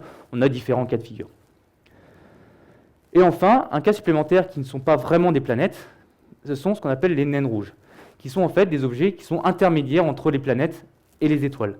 C'est-à-dire qu'elles sont plus massives qu'une planète comme Jupiter et vont commencer tout doucement à faire quelques réactions nucléaires, donc à émettre un peu de lumière et de chaleur, mais elles ne sont pas assez massives pour vraiment avoir des grosses réactions comme dans une étoile. Donc je vous ai parlé tout à l'heure de l'étude des atmosphères planétaires, grâce par exemple à l'imagerie directe. Ça, c'est un cas qui est très important parce que si on veut détecter des traces de vie, des molécules qui seraient produites par des êtres vivants, eh bien, ça serait dans les atmosphères qu'on les trouverait. Parce que déjà qu'on a du mal à observer une planète, alors pour observer sa surface, on n'en est pas là. Donc pour ça, on a 2 méthodes qui permettent. La méthode de l'imagerie directe, comme je vous l'ai dit tout à l'heure, qui observe directement la lumière de la planète, donc son spectre directement, ou la méthode des transits, qui consiste à faire ce que vous voyez ici, c'est-à-dire que lorsque la planète passe devant l'étoile, eh bien, une partie de la lumière de l'étoile va être absorbée par l'atmosphère de la planète lorsqu'elle va la traverser. Et cette absorption, due à des molécules qui ne sont pas présentes dans une étoile, va être détectable dans le spectre. Par contre, pour que ça fasse ça, et pour que ce soit détectable surtout, il faut des planètes qui ont des grandes atmosphères, donc principalement des planètes comme Jupiter ou même des Neptunes, on y arrive un petit peu maintenant. Une planète comme la Terre, ce serait comme ici, elle serait absolument indétectable avec les moyens qu'on a actuellement. Donc le but évidemment des prochaines missions, ça va être de petit à petit se rapprocher, diminuer notre sensibilité et être capable un jour de détecter, d'étudier les atmosphères de planètes similaires à la Terre ou des super-Terres comme on a vu tout à l'heure. Donc lorsqu'on étudie les atmosphères à l'heure actuelle, on a des spectres qui ressemblent à ceci, donc des spectres quand même pas mal bruités avec des données un peu dispersées, mais en utilisant des modèles qui estime à peu près la composition de l'atmosphère, les différentes molécules qu'on peut y trouver, on arrive à estimer les molécules qui seraient situées dans le haut de l'atmosphère de ces planètes. Ici, par exemple, on peut voir une bande qui correspondrait à une absorption due à l'eau, ou ici, par exemple, à une absorption due à une molécule d'ammonium. C'était en transit, excusez-moi, je n'ai pas précisé, je crois. Ici, par exemple, avec les spectres d'imagerie directe, on peut observer encore d'autres molécules. On a même des spectres plus complexes qui permettent de découvrir d'autres molécules. Et on a par exemple ici une absorption, une diminution de la luminosité due au fer, ou ici une absorption due à l'eau. Et donc, grâce à ces différents spectres, on a pu détecter déjà des molécules comme l'eau, comme le méthane, comme le dioxyde de carbone. Et le but sera un jour, dans des planètes comme la Terre par exemple, d'observer des molécules comme l'ozone, si possible, ou comme l'oxygène, qui seraient produites par de la vie comme ce qu'on connaît actuellement. Ou même, pourquoi pas, imaginons des traces de radioactivité qui auraient été causées par une guerre atomique sur ces planètes, qui nous donneraient des bons indices pour savoir que ce n'est pas naturel. Même si c'est toujours à relativiser avec ce qui peut être fait évidemment de manière naturelle. Donc pour finir, j'aimerais vous donner le cas de notre poule proche voisine, qui est donc, je vous ai parlé au tout début, Proxima du Centaure. Et en fait, on a la chance que la planète, l'étoile la plus proche de nous, et en orbite autour d'elle, des planètes de masse similaire à la Terre. Donc autour de Proxima du Centaure, on a détecté 2 planètes, Proxima b et c, peut-être une troisième, mais la détection n'est pas encore confirmée, dont une se situe dans la zone habitable de son étoile. En effet, vous pouvez voir que donc elle a une masse qui est proche de la Terre, et elle est très près de son étoile, mais Proxima est une naine rouge. Et comme on l'a vu depuis tout à l'heure, les naines rouges ont une zone habitable beaucoup plus proche d'eux. Ce qui fait que Proxima du Centaure va se situer proche de la zone habitable, et donc pourrait potentiellement abriter de l'eau liquide à sa surface, et donc est une candidate intéressante à la recherche de biosignatures avec les différentes missions qui vont les observer. Donc, comme je vous l'ai dit, Proxima a l'avantage d'être le système planétaire le plus proche qu'on ait. Donc, ça nous permet de l'étudier plus facilement. Plus un objet est proche, plus il est facile à étudier. Et d'espérer plus facilement entrer, si possible, en communication avec eux, si jamais un jour on détectait des traces de vie. Et en plus, elle est une planète similaire à la Terre, dans la zone habitable, donc qui pourrait avoir de l'eau à sa surface. Néanmoins, le problème des naines brunes, c'est que ce sont des étoiles qui sont très actives et qui vont donc avoir tendance à émettre beaucoup de rayonnement X ou d'éjection de particules qui pourraient avoir totalement irradié la surface de la planète. Donc ça, c'est un gros inconvénient pour le développement de la vie, évidemment. Néanmoins, si elle avait un champ magnétique très important, comme on peut avoir sur la Terre, et qu'elle ait pu maintenir une atmosphère dense, ce n'est pas impossible qu'il y ait de l'eau liquide à sa surface. Un autre inconvénient, c'est que, bien que ce soit notre plus proche voisine, comme on l'a vu tout à l'heure, bien, ça reste des distances très importantes. Et en fait, même New Horizons, qui est la sonde qui est partie observer Pluton, qui a depuis survolé et qui est même allé voir un astéroïde par la suite, qui est donc l'objet le plus rapide qu'on a envoyé, qui se déplace à 50 000 km/h, mettrait 23 000 ans pour atteindre Proxima du Centaure. Donc on n'aura pas tout de suite de ces nouvelles. Donc au final, même si elle est très proche, ça garde quand même beaucoup d'incertitudes sur est-ce qu'on pourrait un jour y aller, comment est-ce qu'on pourrait l'étudier, comment est-ce qu'on pourrait communiquer avec, et même si des nouveaux programmes sont à l'étude pour essayer d'envoyer des sondes plus rapides, dans tous les cas, on n'aura pas de nouvelles avant de nombreuses années. Donc les futurs objectifs de la recherche d'exoplanètes sont principalement déjà de mieux comprendre les différents systèmes planétaires. En effet, en découvrant plein de nouveaux systèmes, comme je vous ai montré, on comprend petit à petit mieux comment peuvent se former des systèmes planétaires, où se forment les planètes géantes, où se forment les planètes telluriques, comment est-ce qu'elles évoluent dans le temps. Et donc, on essaye d'améliorer ça au fur et à mesure. Et on espère justement détecter des planètes à l'avenir, comme Jupiter ou comme la Terre, et pourquoi pas même plus tard des planètes comme Vénus, comme Saturne, pour savoir si par exemple déjà notre système est un cas unique dans l'univers ou pas, et surtout si on trouve des planètes comme la Terre pour savoir s'il pourrait, pourquoi pas, y avoir des traces de vie à sa surface. Un autre projet qui a commencé depuis quelques années, c'est la recherche d'exolunes. En effet, récemment, il y a eu quelques annonces de détection qui finalement n'ont pas été confirmées, de détection de lunes, donc d'objets qui tournent autour d'une exoplanète. Et ça pourrait être des objets très intéressants parce que, par exemple, autour des lunes de Jupiter, on pense qu'il pourrait, pourquoi pas, y avoir de la vie dans les océans qui se situent sous la surface de Europe ou de Ganymède, pareil pour Encelade sur Saturne, ou même dans des Jupiters qui se situeraient dans la zone habitable, une planète gazeuse, donc il ne peut pas forcément y avoir de vie, en tout cas pas comme nous on la connaît, mais si une lune tourne autour de cette planète, elle aurait des conditions de température qui permettraient qu'elle ait, pourquoi pas, de l'eau à sa surface, si elle a peut-être gardé une atmosphère, il y a plein de paramètres qui rentrent en compte, mais c'est des objets très intéressants à étudier. Et enfin, le but vraiment de ces futures années, c'est d'améliorer les techniques d'observation d'atmosphère pour espérer, d'ici 10-20 ans, observer précisément possible, une atmosphère d'exotère et chercher des traces qui pourraient indiquer la présence d'une vie, intelligente ou pas, à sa surface. Merci beaucoup.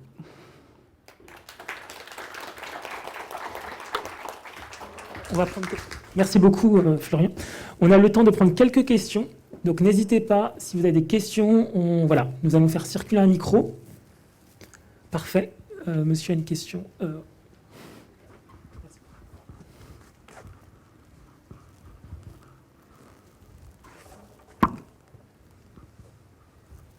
C'est une très bonne question. Effectivement, je n'ai pas Attendez, parlé des... Répète-la peut-être, Florian, parce qu'on ne l'a pas entendu. La question Oui, que excusez-moi. monsieur t'a posée. La Merci. question, c'est comment est-ce qu'on fait si une planète a un plan orbital qui n'est pas aligné avec le nôtre? En effet, par exemple, par la méthode des transits, il faut en fait que le plan soit très bien aligné. Si par exemple, nous on orbite comme ça autour du Soleil, mais par contre, si l'autre étoile tourne comme ça, la planète tourne comme ça autour de son étoile, eh bien, elle ne passera jamais entre l'étoile et la planète. Et en fait, dans ce cas-là, tout simplement, effectivement, on ne pourra pas la détecter. Et c'est vrai que c'est une contrainte que je n'ai pas précisée, mais les transits se concentrent sur les planètes qui ont une orbite plus ou moins alignée avec la nôtre. Et c'est vrai que c'est très contraignant pour l'étude. Et on a un peu les mêmes problèmes avec la vitesse radiale, que si la planète tourne comme ceci, l'étoile a un mouvement qui est comme ça, et donc ne va jamais ni se rapprocher, ni s'éloigner de nous. Donc effectivement, on n'aura pas d'informations dans ce cas-là. Donc c'est des problèmes qui ne peuvent... Effectivement, dans ce cas-là, on ne pourra pas l'observer. Et par contre, il y a d'autres méthodes comme l'astrométrie qui va en fait observer directement le mouvement lui-même, aussi bien vers nous qu'un mouvement qui serait perpendiculaire à nous, qui nous permettrait de détecter ces planètes, qui est encore en développement. On ne peut pas détecter aussi facilement avec cette méthode-là, mais effectivement, c'est une limite qui existe dans la détection des exoplanètes. Merci beaucoup. Est-ce qu'il y a une autre question? Une question ici.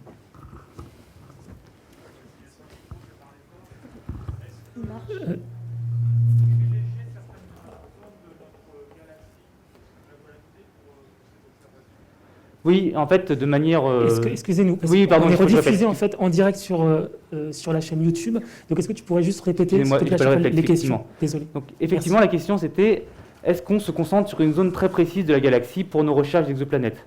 La réponse est oui, dans le sens où en fait on n'a pas vraiment le choix, c'est ce que je vous disais tout à l'heure, c'est que en fait on observe des planètes, des étoiles qui sont dans un cercle autour de nous, pas plus de 100 unités astronomiques, 100 années-lumière, excusez-moi, parce qu'au-delà on a des difficultés d'observation, en fait plus une étoile est loin, plus il est difficile de bien étudier sa lumière, moins elle va être brillante, et donc effectivement on se concentre sur une zone qui est très petite au final autour de notre étoile, de environ 100 années-lumière de rayon.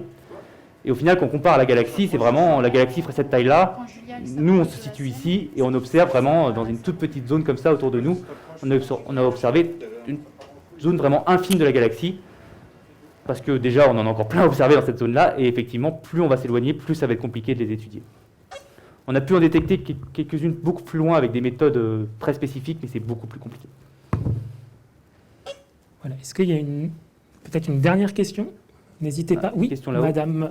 Oui, je suis complètement profane, hein, mais je crois comprendre que vous considérez que on peut trouver de la vie sur une planète, il faut qu'il y ait de l'eau.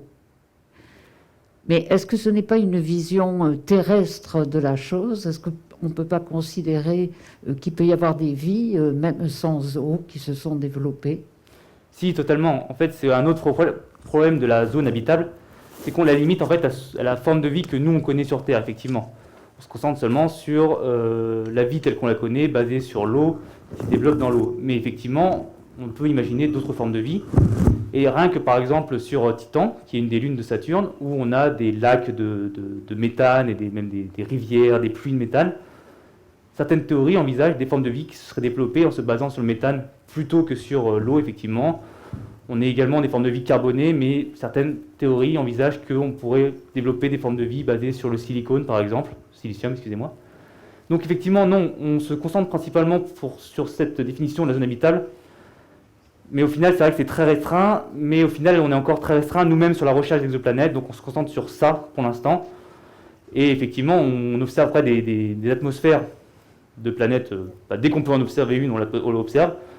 Donc, si on trouve un jour, je pense, une trace une molécule qui ne serait pas explicable par une manière naturelle, eh bien, je pense que ça nous mettrait justement, ça remettra en question sur, pourquoi pas, une forme de vie totalement différente de nous, ce qui n'est pas impossible, qui pourrait avoir produit ces traces dans les atmosphères. Mais effectivement, c'est une limite qu'on a aujourd'hui, qui n'est pas vraiment... Voilà, une dernière question, monsieur. Nous avons déjà ça sur Terre. Quand on regarde dans les océans, vous avez des buses qui émettent du magma, des formes de magma avec des gaz, notamment du soufre, où on retrouve des formes de vie qui prolifèrent absolument dans ces nuages.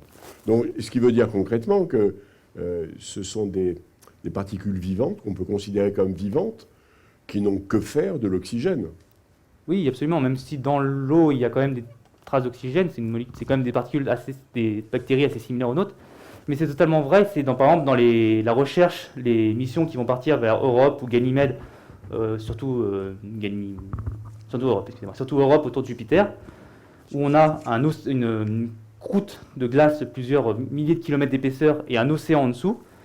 Eh bien, on va quand même chercher des traces de vie, de bactéries par exemple, dans ces océans, parce qu'effectivement, on pense qu'ils sont en contact avec le noyau de la planète, enfin de la Lune, qui pourrait relâcher justement des ingrédients nécessaires à la vie, comme justement dans ces zones, dans le fond des océans.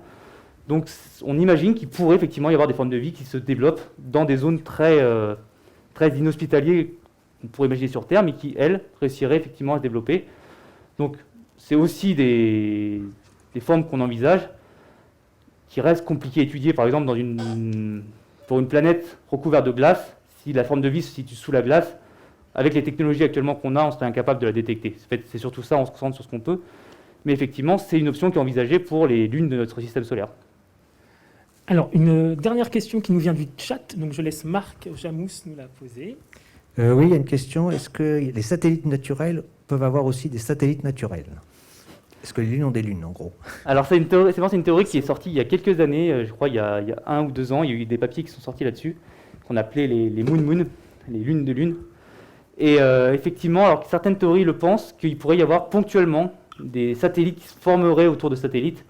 Après, la plupart des modèles considèrent que ça ne serait pas un système très stable et que la Lune, qui tourne autour de la Lune, donc la Lune-Lune, finirait par être soit éjectée, soit finirait par rentrer en collision avec la planète ou un autre satellite.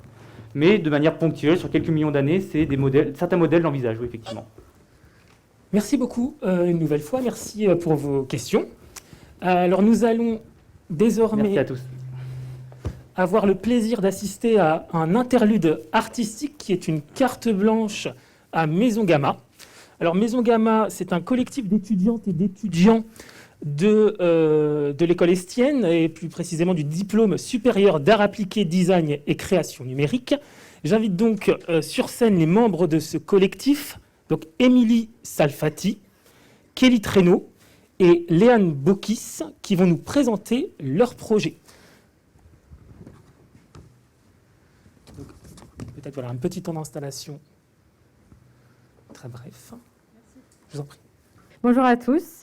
Donc, nous sommes Émilie, Léane et Kelly, 3 designers et créateurs numériques se questionnant sur les pratiques de la mode contemporaine et future. Donc, tous les 3, nous formons le collectif Maison Gamma, que vous voyez juste ici. Une maison d'inspirateurs et d'hyperprospecteurs qui imaginent les vêtements de demain.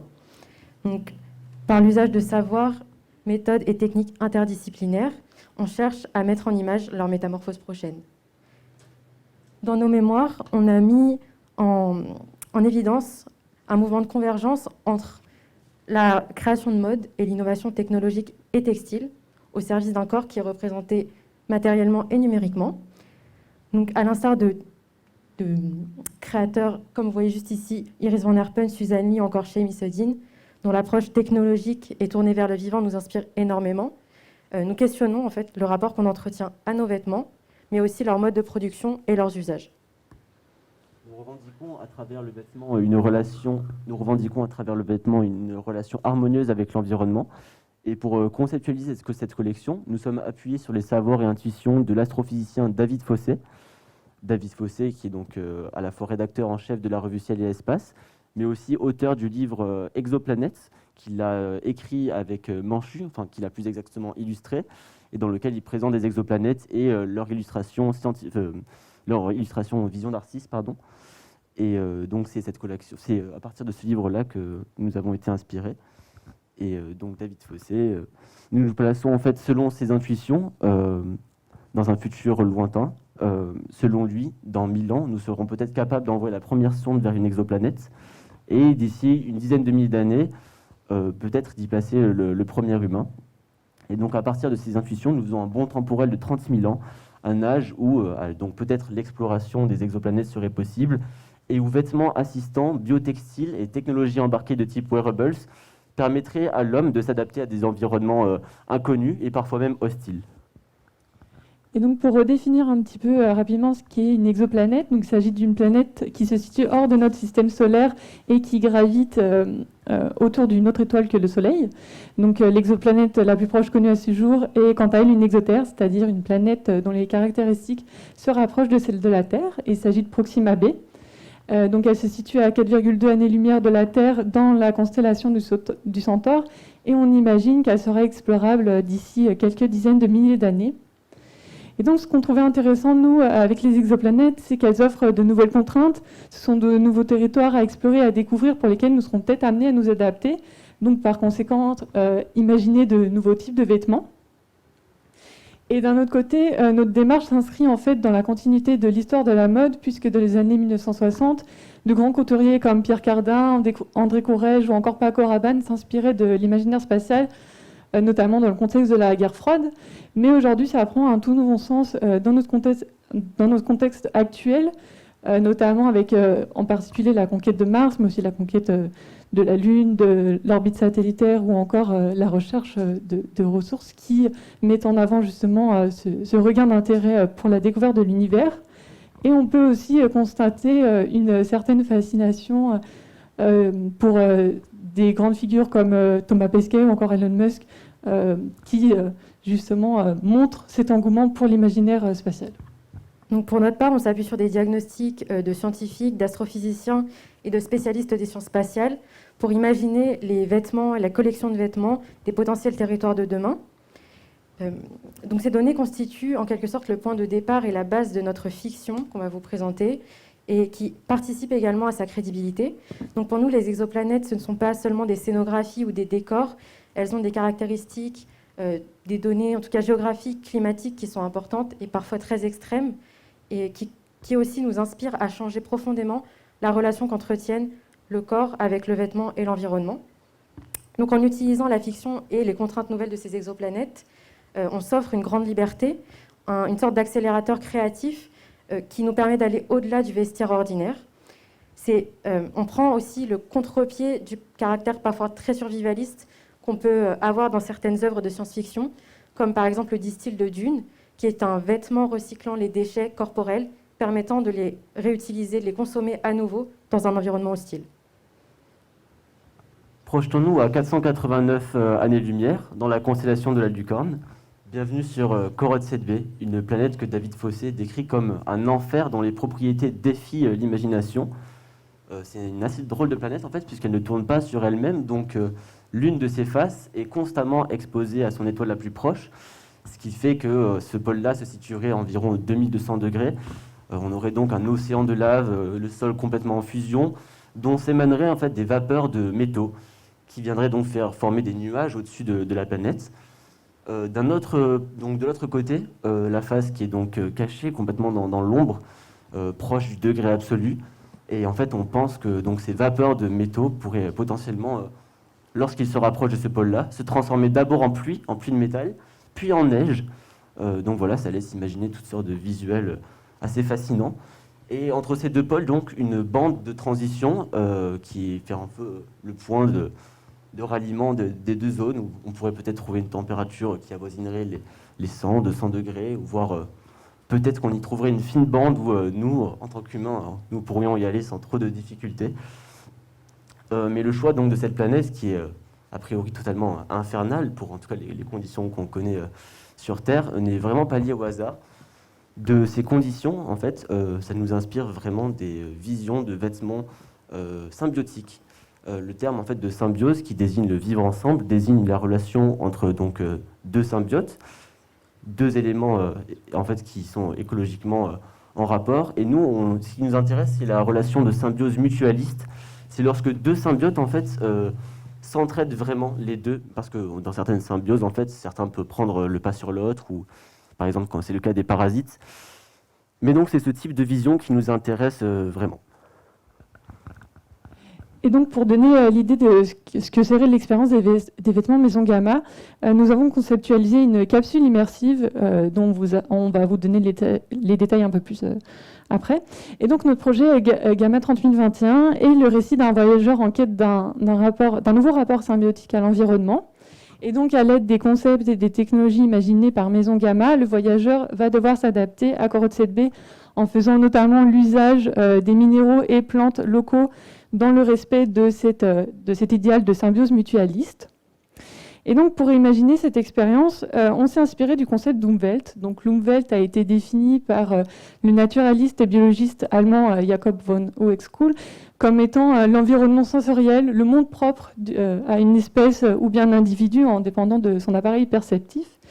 Et donc, en se basant sur ce concept sensoriel, nous avons imaginé les vêtements Maison Gamma comme étant les médiateurs entre le voyageur et les différents milieux de Corotte 7B.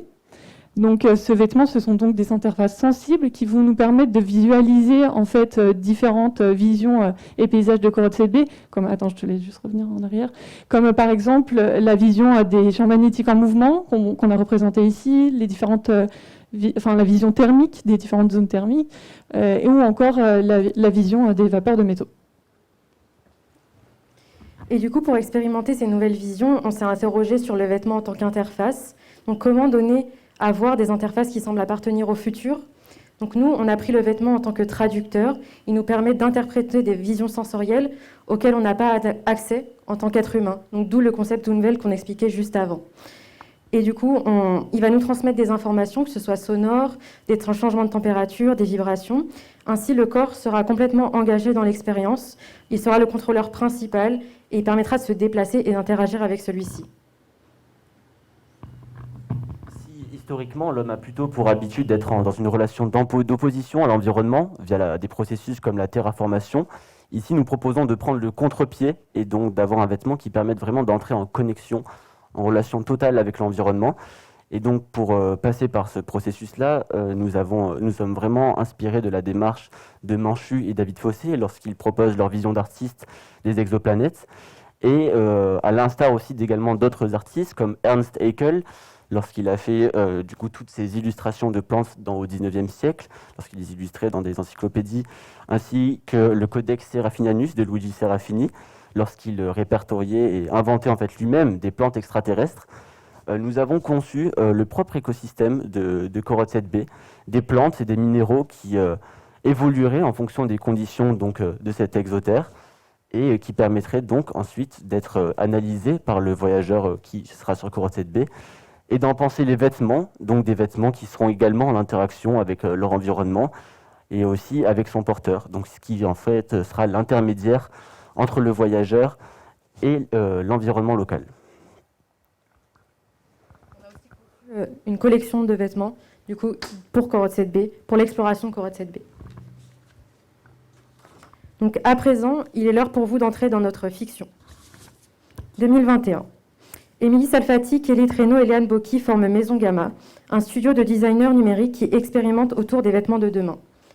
Motivé par la fin de l'âge d'or de la fast fashion et son impact écologique, social et créatif, il conceptualise de nouveaux paradigmes de vêtements, essentiellement constitués de biotextiles et de matières vivantes, adéquats à la survie en milieu hostile.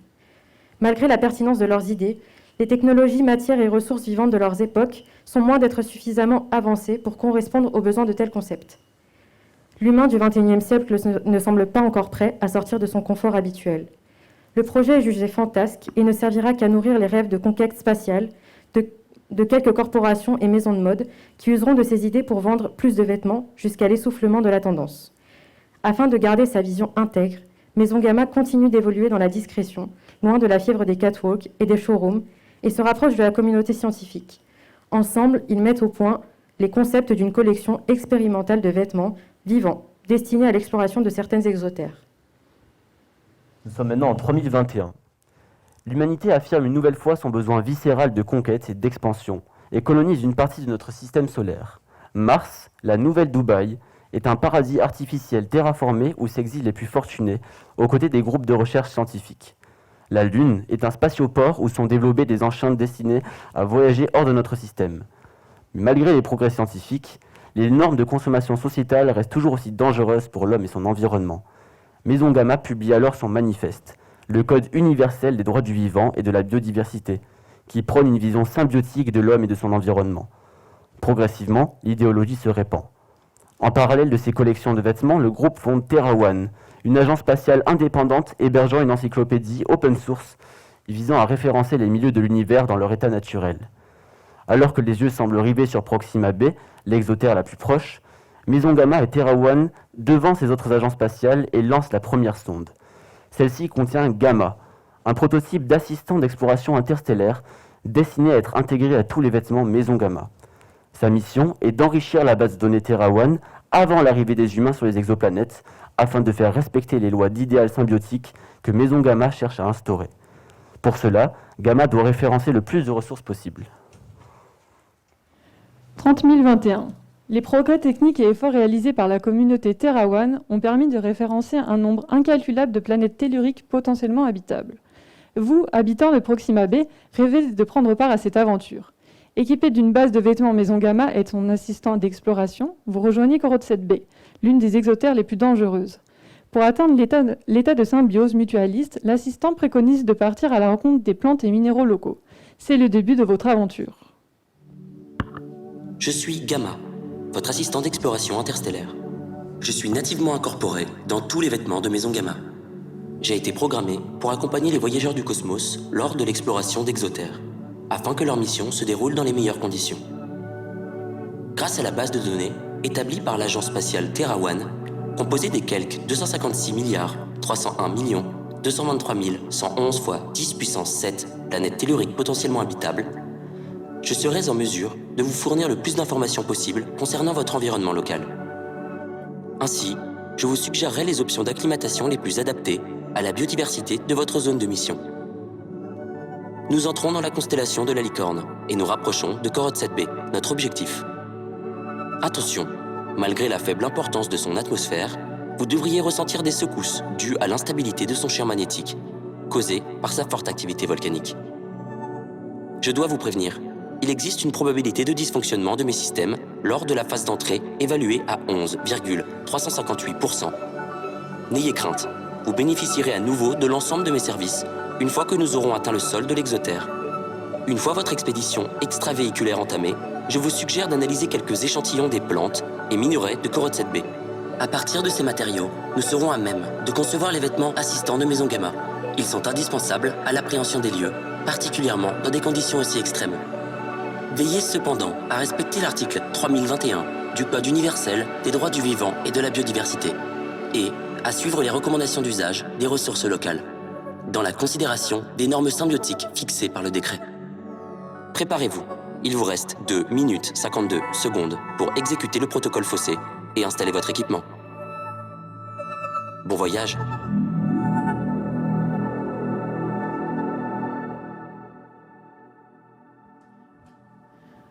Alors, comme je vous le disais un petit peu plus avant, on a imaginé une capsule immersive qu'on a déployée réellement en installation le jour de nos diplômes, puisqu'il s'agit de notre projet de diplôme.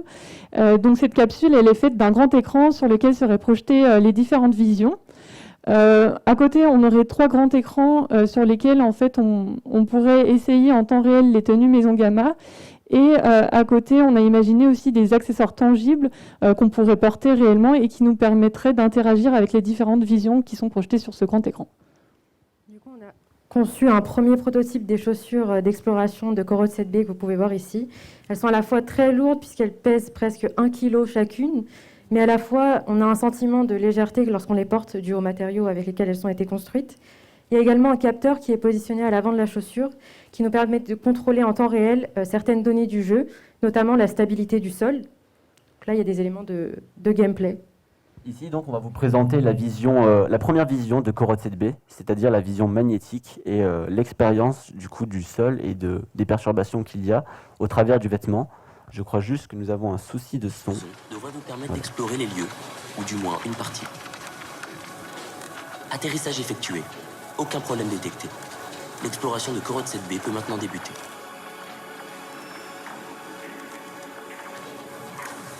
Laissez-vous vous imprégner de ce nouvel espace. L'activité volcanique de Korot 7b a un effet de perturbation important sur ses champs magnétiques. À cause de ce phénomène, les sols de la planète sont constamment en mouvement. Dans des conditions aussi instables, il n'est pas simple pour vous d'explorer les lieux. Si les particules sont en fait en mouvement, c'est grâce aux interactions qu'il y a, grâce au capteur en fait. Le téléphone permet en fait de contrôler l'intensité des perturbations magnétiques. Lorsqu'on incline le pied, en fait toutes les particules se déclenchent et donc commencent à flotter. Mais au contraire, lorsqu'on le stabilise au sol, comme si on marchait sur la surface, alors le sol donc revient à son état le plus stable possible. Dans la vision que vous voyez ici, c'est tout l'environnement qui est modifié. Idéalement, on aimerait mettre un système en place qui permettrait donc de stabiliser, mais qu'à l'échelle locale, par exemple dans un rayon de 5 mètres autour de la personne qui se déplace. Et donc, ça serait un système qui serait déclinable sur les 3 autres visions. Ici, donc, c'est la démo jouable qu'on a actuellement de cette expérience-là, qu'on mettra bientôt d'ailleurs en téléchargement pour ceux qui voudront tester chez eux. Et donc, si vous avez juste un téléphone et un PC ou un Mac, vous pouvez peut-être jouer bientôt à cette expérience. Du coup, juste pour le déroulement de l'expérience, le but est d'accéder aux différents niveaux, donc aux différentes visions, en allant rencontrer à chaque fois des nouvelles plantes et en respectant cet idéal de symbiose mutualiste dont on a parlé tout à l'heure, pour arriver en fait à la vision finale de symbiose totale avec l'environnement. Merci beaucoup Merci pour de nous votre avoir attention. écoutés. Merci à tous. Et, le projet aussi Gamma 30021 sera à la Paris Design Week en septembre, si ça vous intéresse de discuter avec nous. Ça sera exactement du 13 au 16, enfin je crois plus exactement à partir du 14. En tout cas, si vous souhaitez échanger avec nous autour de Gamma 30021, on va être là jusqu'à 17h. Vous pouvez également nous contacter sur nos Instagram ou par mail, les liens sont juste ici. N'hésitez pas, ça sera avec grand plaisir que nous discuterons avec vous. Merci. Merci à beaucoup. tous. Merci beaucoup. Merci beaucoup. Je vous en prie.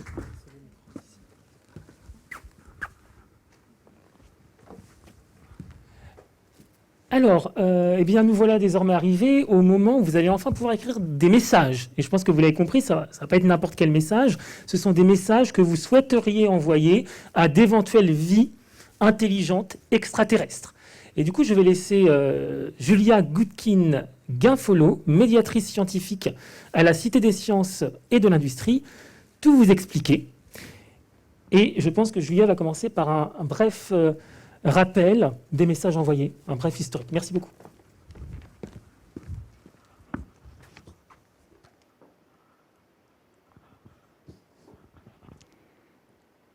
Alors, ça marche du premier coup. Fantastique.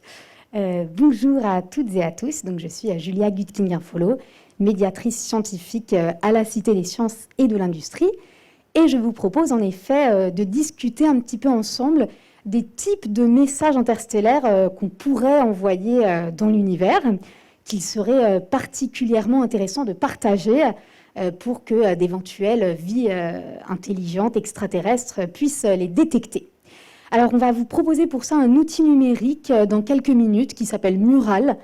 C'est une sorte de mur de post-it virtuel sur lequel vous pourrez noter vos propres messages. Je suis sûre que vous aurez plein d'idées. Donc, on vous partagera le lien en vous expliquant comment ça fonctionne. Vous verrez, c'est très simple. Mais juste avant, je vais en effet vous faire un petit rappel historique sur les messages qui ont déjà été envoyés dans l'univers depuis notre planète Terre. Parce qu'en fait, ça fait plusieurs dizaines d'années qu'on envoie régulièrement des messages. Alors, envoyer des messages dans l'univers, évidemment, vous vous en doutez, ça soulève de nombreuses questions, des questions d'ordre éthique, politique, linguistique. Est-ce que ça peut être dangereux? Bon, il y a plein de questions qui se posent, et ça, ce sera développé justement tout à l'heure pendant notre table ronde. Donc moi, je vais juste factuellement vous présenter historiquement ce qu'on a déjà envoyé.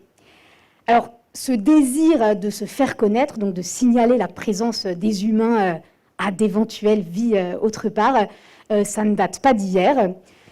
En l'occurrence, depuis le 19e siècle, on a de grands physiciens qui ont déjà imaginé de nombreux dispositifs scientifiques, parfois très élaborés, pour essayer de se faire voir, de se signaler. On a par exemple Carl Gauss ou Nikola Tesla, ce sont peut-être des noms que vous avez déjà entendus, des grands physiciens du 19e siècle. Ils ont proposé des dispositifs, par exemple, d'envoyer des décharges électriques à intervalles réguliers ou des signaux lumineux pour essayer de se faire voir depuis notre planète. On a aussi eu des propositions un petit peu plus originales. Par exemple, utiliser les grandes forêts qu'on a sur Terre et y découper des formes géométriques, des immenses formes. Donc, par exemple, dans la forêt sibérienne, couper des arbres en forme de triangle rectangle pour illustrer le théorème de Pythagore et que ça se voit depuis très haut dans le ciel. Donc, il y a eu plein d'idées au 19e siècle, comme je vous disais, qui ne se sont pas concrétisées. Mais par contre, à partir du 20e siècle, là, on a vraiment commencé à envoyer des messages. Et tout a commencé pendant la guerre froide, donc la compétition entre les soviétiques et les américains. Vous en avez peut-être entendu parler, hein, c'était la conquête spatiale, la course à la Lune. Et ce sont les soviétiques, les premiers, qui ont envoyé un message en 1962 vers la planète Vénus, donc pas très loin de la Terre. Ils ont envoyé 3 mots, le mot paix, Lénine et URSS. Voilà, ça fait sourire. Bon, il faut remettre ça dans le contexte historique, bien sûr. Donc ça, c'est en 1962. Et quelques années plus tard seulement, en 1969, on a les Américains qui, eux, ont envoyé un message et ils l'ont posé sur la Lune, puisque dès la première mission Apollo, donc Apollo 11, la première fois où l'homme a marché sur la Lune en juillet 1969, ils ont déposé une plaque commémorative où il y a un petit texte qui atteste de la présence des humains sur la Lune. Et il y a également une image avec les 2 hémisphères de notre planète. Donc ça, ce sont les Américains en 1969. Donc ces 2 exemples, on peut comprendre qu'ils sont plutôt symboliques qu'autre chose, puisqu'ils visaient la Lune et Vénus, qui sont très proches de la Terre. Et on se doute que c'est probablement pas là-bas qu'on va trouver des vies suffisamment évoluées pour nous répondre. Donc c'était plutôt symbolique, pour montrer les prouesses techniques de l'époque. Et on s'est dit qu'on allait commencer à viser plus loin. Donc dans les années 70, en 1972 et en 1973, on a envoyé les sondes Pioneer, qui sont les premières sondes qui sont allées qui sont allées survoler Jupiter en l'occurrence. Donc on est allé vers les planètes gazeuses, derrière la ceinture d'astéroïdes. Et à bord de ces sondes Pioneer, on a mis une plaque. Donc la voici. C'est celle-ci. Donc c'est un message vraiment matériel qu'on a envoyé. C'est une petite plaque, plus petite qu'une feuille A4. Elle était à bord des sondes Pioneer qui sont parties en 72 et en 73. Et donc on peut voir qu'on a inscrit la représentation de la femme et de l'homme. On a le vaisseau Pioneer lui-même représenté derrière l'homme. On a notre système solaire en bas avec la place de la Terre au sein de ce système solaire. On a ici représenté le Soleil qui est bien placé au milieu de références qu'on utilise en astronomie, qu'on appelle des pulsars. Donc on a 14 pulsars de référence et on a mis où était notre Soleil au milieu de ces 14 pulsars. Donc on a envoyé notre adresse en quelque sorte. Et on a également une représentation de l'atome d'hydrogène. Donc ce sont les informations qu'on a envoyées en 72 et en 73, vraiment donc physiquement, matériellement, dans l'espace, et qui aujourd'hui continuent de voler. Alors on n'a plus de contact avec les sondes Pioneer, mais voilà, ça continue son chemin dans l'espace. Et l'année d'après, 1974, on s'est dit qu'il fallait peut-être aller beaucoup plus loin que notre système solaire, si on voulait avoir des chances de contacter une vie intelligente. Et donc, on a eu l'idée de dématérialiser les messages envoyés et on a utilisé des ondes électromagnétiques, en l'occurrence des ondes radio, et à l'intérieur, codées en langage binaire, donc des 1 et des 0. On utilise des fréquences différentes pour les différencier. On a envoyé le message d'Arecibo. Peut-être que ça vous parle, 1974, depuis Porto Rico. Donc le radiotélescope d'Arecibo. Et voici le message, si on décode le langage binaire dans la transmission radio. Donc c'est une transmission qui durait à peine 3 minutes. On a envoyé, donc en binaire, les nombres de 1 à 10. Ici, les 5 éléments chimiques importants pour la vie. donc hydrogène, carbone, azote, oxygène et phosphore. En vert, on a envoyé les formules chimiques des principales molécules indispensables à la vie. On a également l'hélice de l'ADN qui est représentée ici en bleu. On a une silhouette humaine. Ici, on a le nombre d'humains à l'époque. Donc, c'était déjà plus de 4 milliards en 1974. Et en dessous, on a une représentation du radiotélescope d'Arecibo. Donc ça, c'est un message qui a été envoyé vers l'amas d'Hercule. Donc, c'est un amas très riche en étoiles, mais qui est très loin. Il est à presque 21 000 années-lumière. Donc, c'est-à-dire que l'onde radio, qui va à la vitesse de la lumière, elle va mettre 21 000 ans pour l'atteindre. Donc, il ne faut pas être très pressé avec le message d'Arecibo. Et puis, si quelqu'un, quelque part, arrive à détecter le message et qu'il décide de nous répondre, il va falloir attendre à nouveau plus de 20 000 ans pour le retour. Donc, Arecibo, c'est vraiment un pari sur l'avenir. On a visé vraiment un amas très lointain. Et un dernier exemple que je peux vous présenter, c'est à la fin des années 70, 1977, la sonde Voyager, qui est dans la continuité des sondes Pioneer, qui également est allée survoler les planètes géantes gazeuses. Et bien, à bord de Voyager, un petit peu comme la plaque Pioneer, on a mis un disque d'or. Le voici. Et ce qui est très intéressant, c'est que dans le disque d'or de Voyager, on a mis beaucoup d'informations. On a mis des images, des centaines d'images, donc toujours codées en langage binaire, bien sûr, des centaines d'images de notre planète, des humains, de différents monuments. On a mis 12 minutes d'enregistrement de sons terrestres, donc le son du vent, de la mer, de nourrissons, d'aboiements, enfin plein de choses. On a mis également des musiques, 90 minutes de musique classique, de musique moderne. On a mis plein de choses pour maximiser les chances que ça puisse plaire quelque part. On a mis quoi d'autre? On a mis 55 bonjours en différentes langues. Donc voilà, il y a plein d'informations à l'intérieur du disque d'or. Et surtout, ce qui est intéressant, c'est que gravé ici sur le disque d'or, eh bien, il y a l'explication pour pouvoir décoder, lire les informations du disque de Voyager. Et alors, donc ça, c'était un envoi physique à nouveau. Et tout ça, c'était dans les années 70. Ce sont les principaux envois que je viens de vous présenter. Mais depuis, on continue régulièrement à envoyer des messages.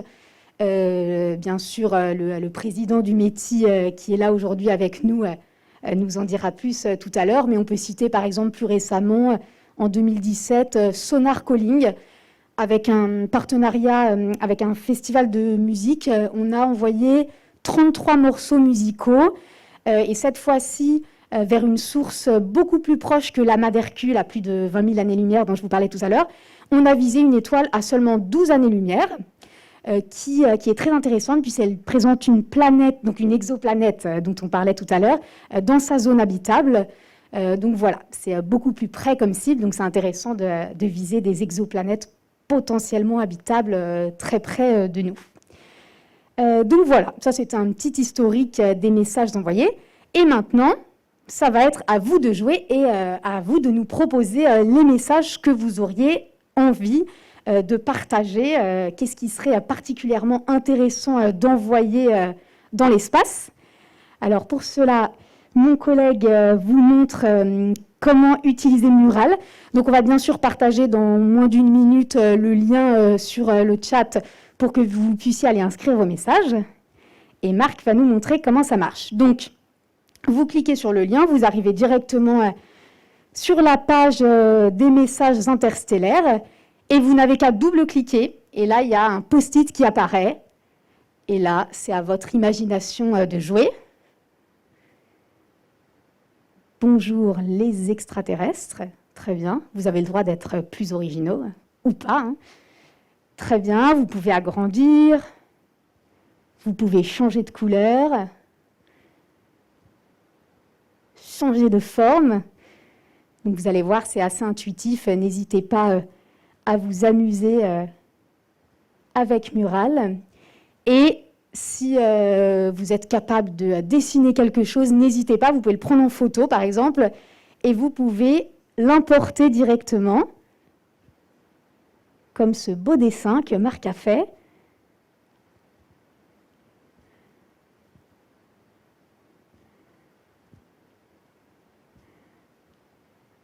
Ça demande un petit peu de technique. Hop. Sur Terre, nous vivons dans des maisons ou des immeubles. Donc voilà, je suis sûre que vous aussi, vous allez avoir plein d'idées, de dessins, de messages à partager.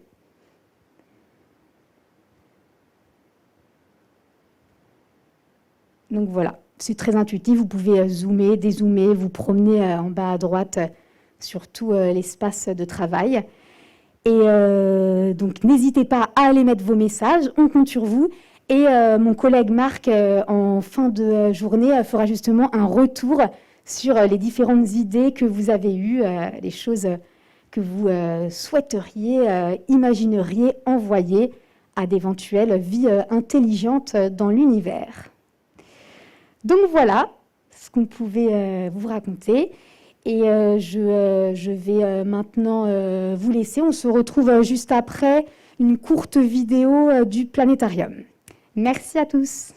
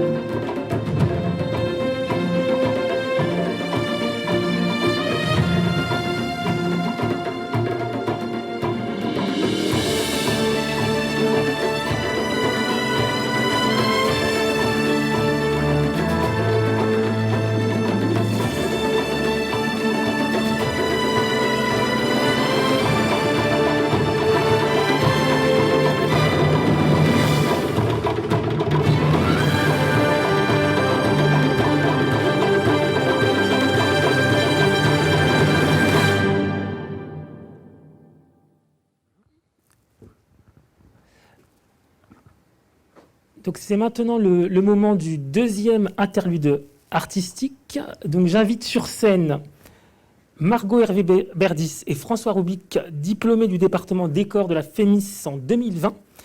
Donc vous allez le voir, il s'agit d'un travail qui a consisté à concevoir une séquence filmique sur une exoplanète. Merci beaucoup. Bonjour.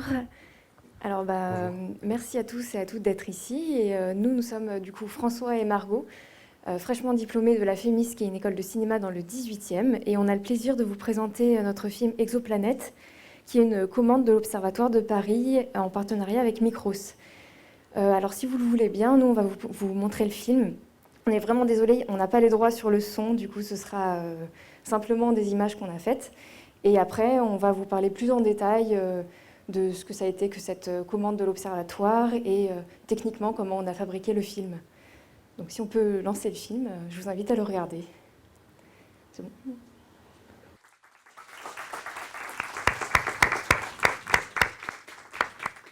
Merci beaucoup. C'est vrai que ça fait... c'est dommage de ne pas avoir la musique, on avait mis de l'électro, c'était cool. Alors du coup, je ne sais pas si ça vous paraît assez abstrait, mais en fait, la commande, c'était une commande de l'Observatoire de Paris, faite par Stéphane Masvé. Et en fait, chaque année, en troisième année, les étudiants décor reçoivent une planète. Et l'idée, c'est de rendre tangible en fait, des données scientifiques et de faire un décor de cette planète qui a été choisie. Alors, cette année-là, on a l'exoplanète HD 219134b, qui est une exoplanète où il fait 700 degrés à la surface, qui est extrêmement proche de son astre, et où il y a à sa surface des cristaux, des diamants et beaucoup de soufre.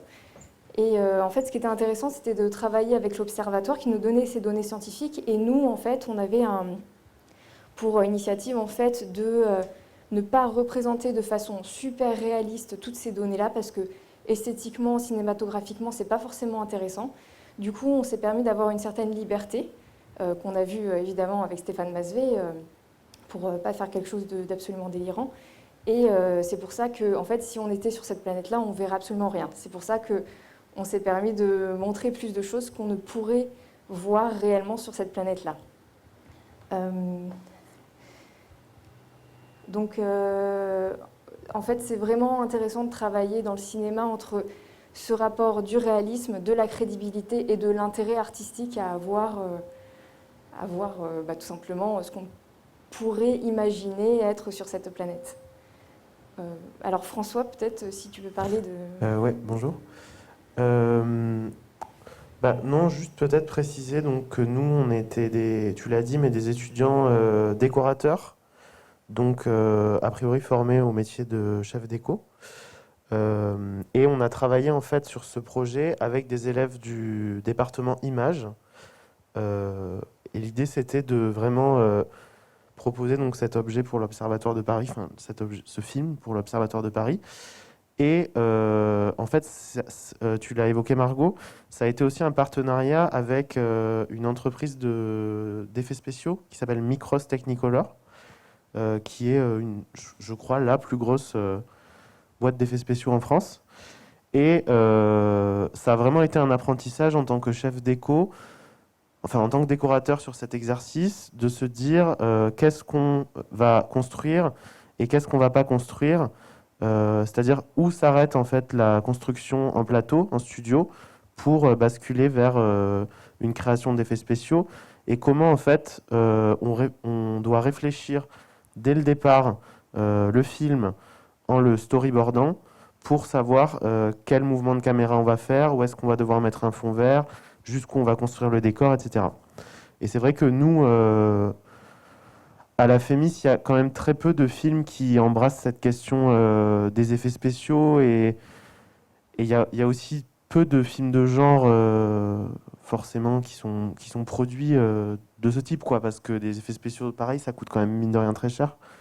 Et c'était vraiment intéressant pour nous, à la déco en tout cas, d'apprendre à réfléchir sur ça, quoi. Donc sinon, n'hésite pas à me couper la parole si je... Oui, juste... en fait, ce qui est intéressant quand François parle de storyboard, c'est qu'il y a une notion d'échelle. Comme on représente une planète, il y a des choses qu'on peut représenter à l'échelle du décor, donc fabriquer. Par exemple, les plans où on voit la matière, c'est à l'échelle 1. Les plans où il y a la falaise, c'est un mélange de décor construit avec, au fond, ce qu'on appelle une découverte. En fait, c'est du fond vert, et après, on va incruster en effets spéciaux l'horizon, parce que c'est trop cher de faire 2000 mètres d'horizon en studio et qu'on n'a pas des aussi gros studios.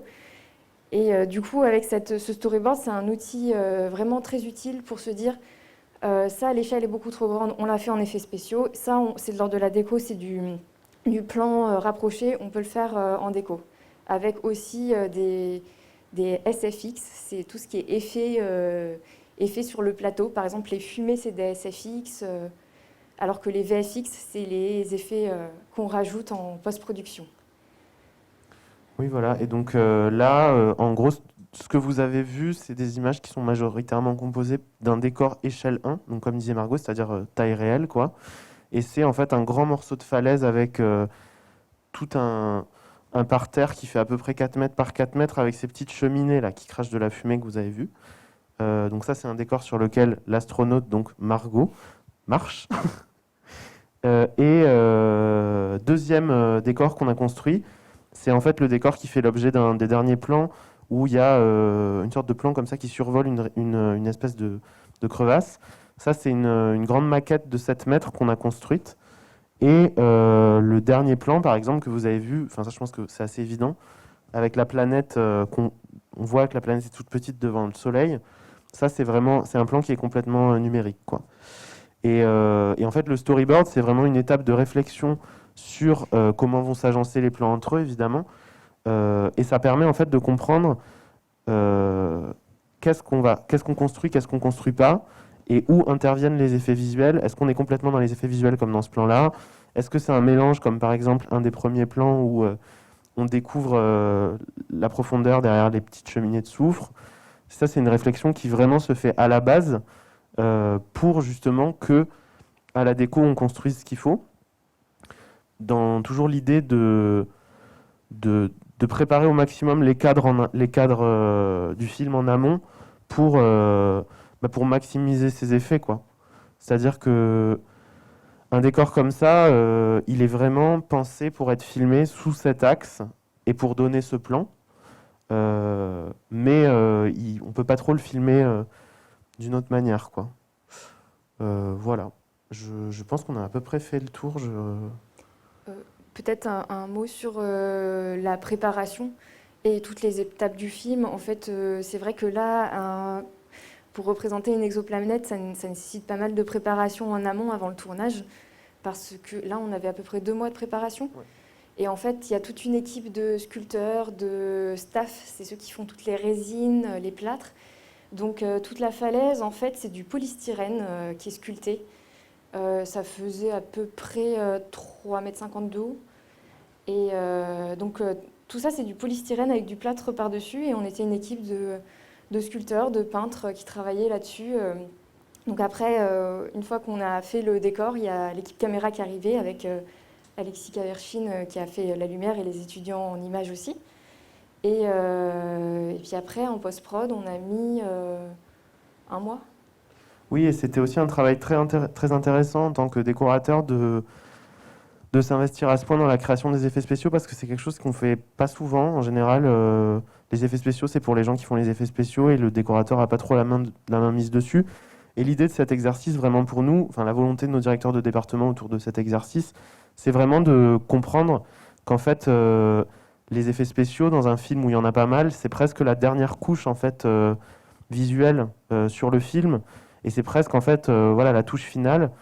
Et ça, c'est important en tant que décorateur d'en avoir conscience pour pouvoir, je dirais, aller y mettre son nez, quoi.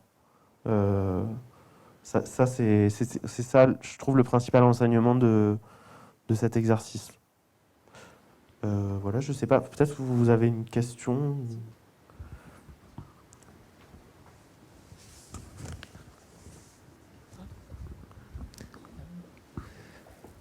Alors, peut-être, oui, on a peut-être le temps de prendre une question. Est-ce que quelqu'un dans la salle souhaiterait poser une question?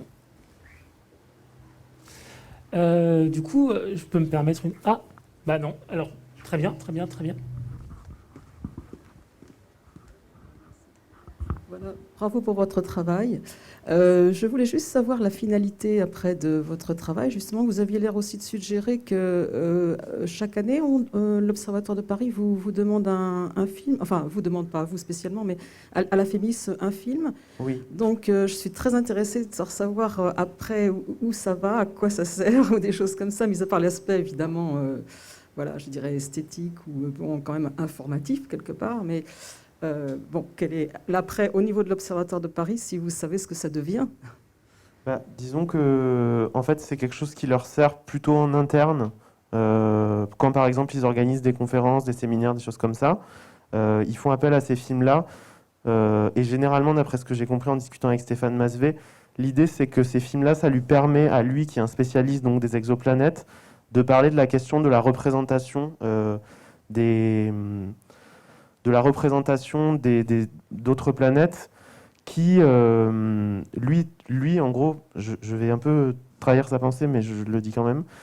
En gros, ce qu'il dit, c'est que on est abreuvé d'images cosmiques, pseudo-scientifiques, qui sont toutes dans une esthétique très léchée et qui, en fait, ont tendance à se mélanger avec les photographies qu'on a de l'espace, qui sont finalement... pas très sexy, quoi. C'est des trucs en noir et blanc, un peu flou, vu de loin. Et lui, en fait, ce qu'il nous demandait autour de ce travail-là, c'était de proposer une sorte d'interprétation, mais complètement fantasque de données scientifiques. Et en fait, lui, quand il montre ce film dans ses séminaires, ce qu'il dit, c'est que ça, même si ça paraît complètement délirant, en fait, c'est pas plus délirant que les images normées, enfin qu'on a l'habitude de voir dans les médias qui représentent les autres planètes, qui sont complètement fausses, mais qui ont une espèce d'apparence vraie, quoi. Oui, en fait, l'idée, c'est de ne pas mentir, c'est de dire c'est une proposition graphique, on ment pas, c'est pas la réalité. Et du coup, c'est vraiment, il aime bien cette idée de séparer vraiment les images scientifiques et après, nous, notre fantasme des planètes, des exoplanètes. Et du coup, oui, en l'occurrence, en fait, il y en a tous les ans, il y a une exoplanète qui est choisie et il y a eu des années où il y a eu Proxima b, il me semble. Et ça continue tous les ans, si ça vous intéresse. Il y aura encore des nouvelles exoplanètes qui vont sortir. Je me demande si vous pouvez pas aller voir sur le site de l'Observatoire. Je vais pas dire de bêtises, mais oui. Je pense. Oui. Et Une autre question? Eh bien, merci beaucoup, une nouvelle fois. Merci.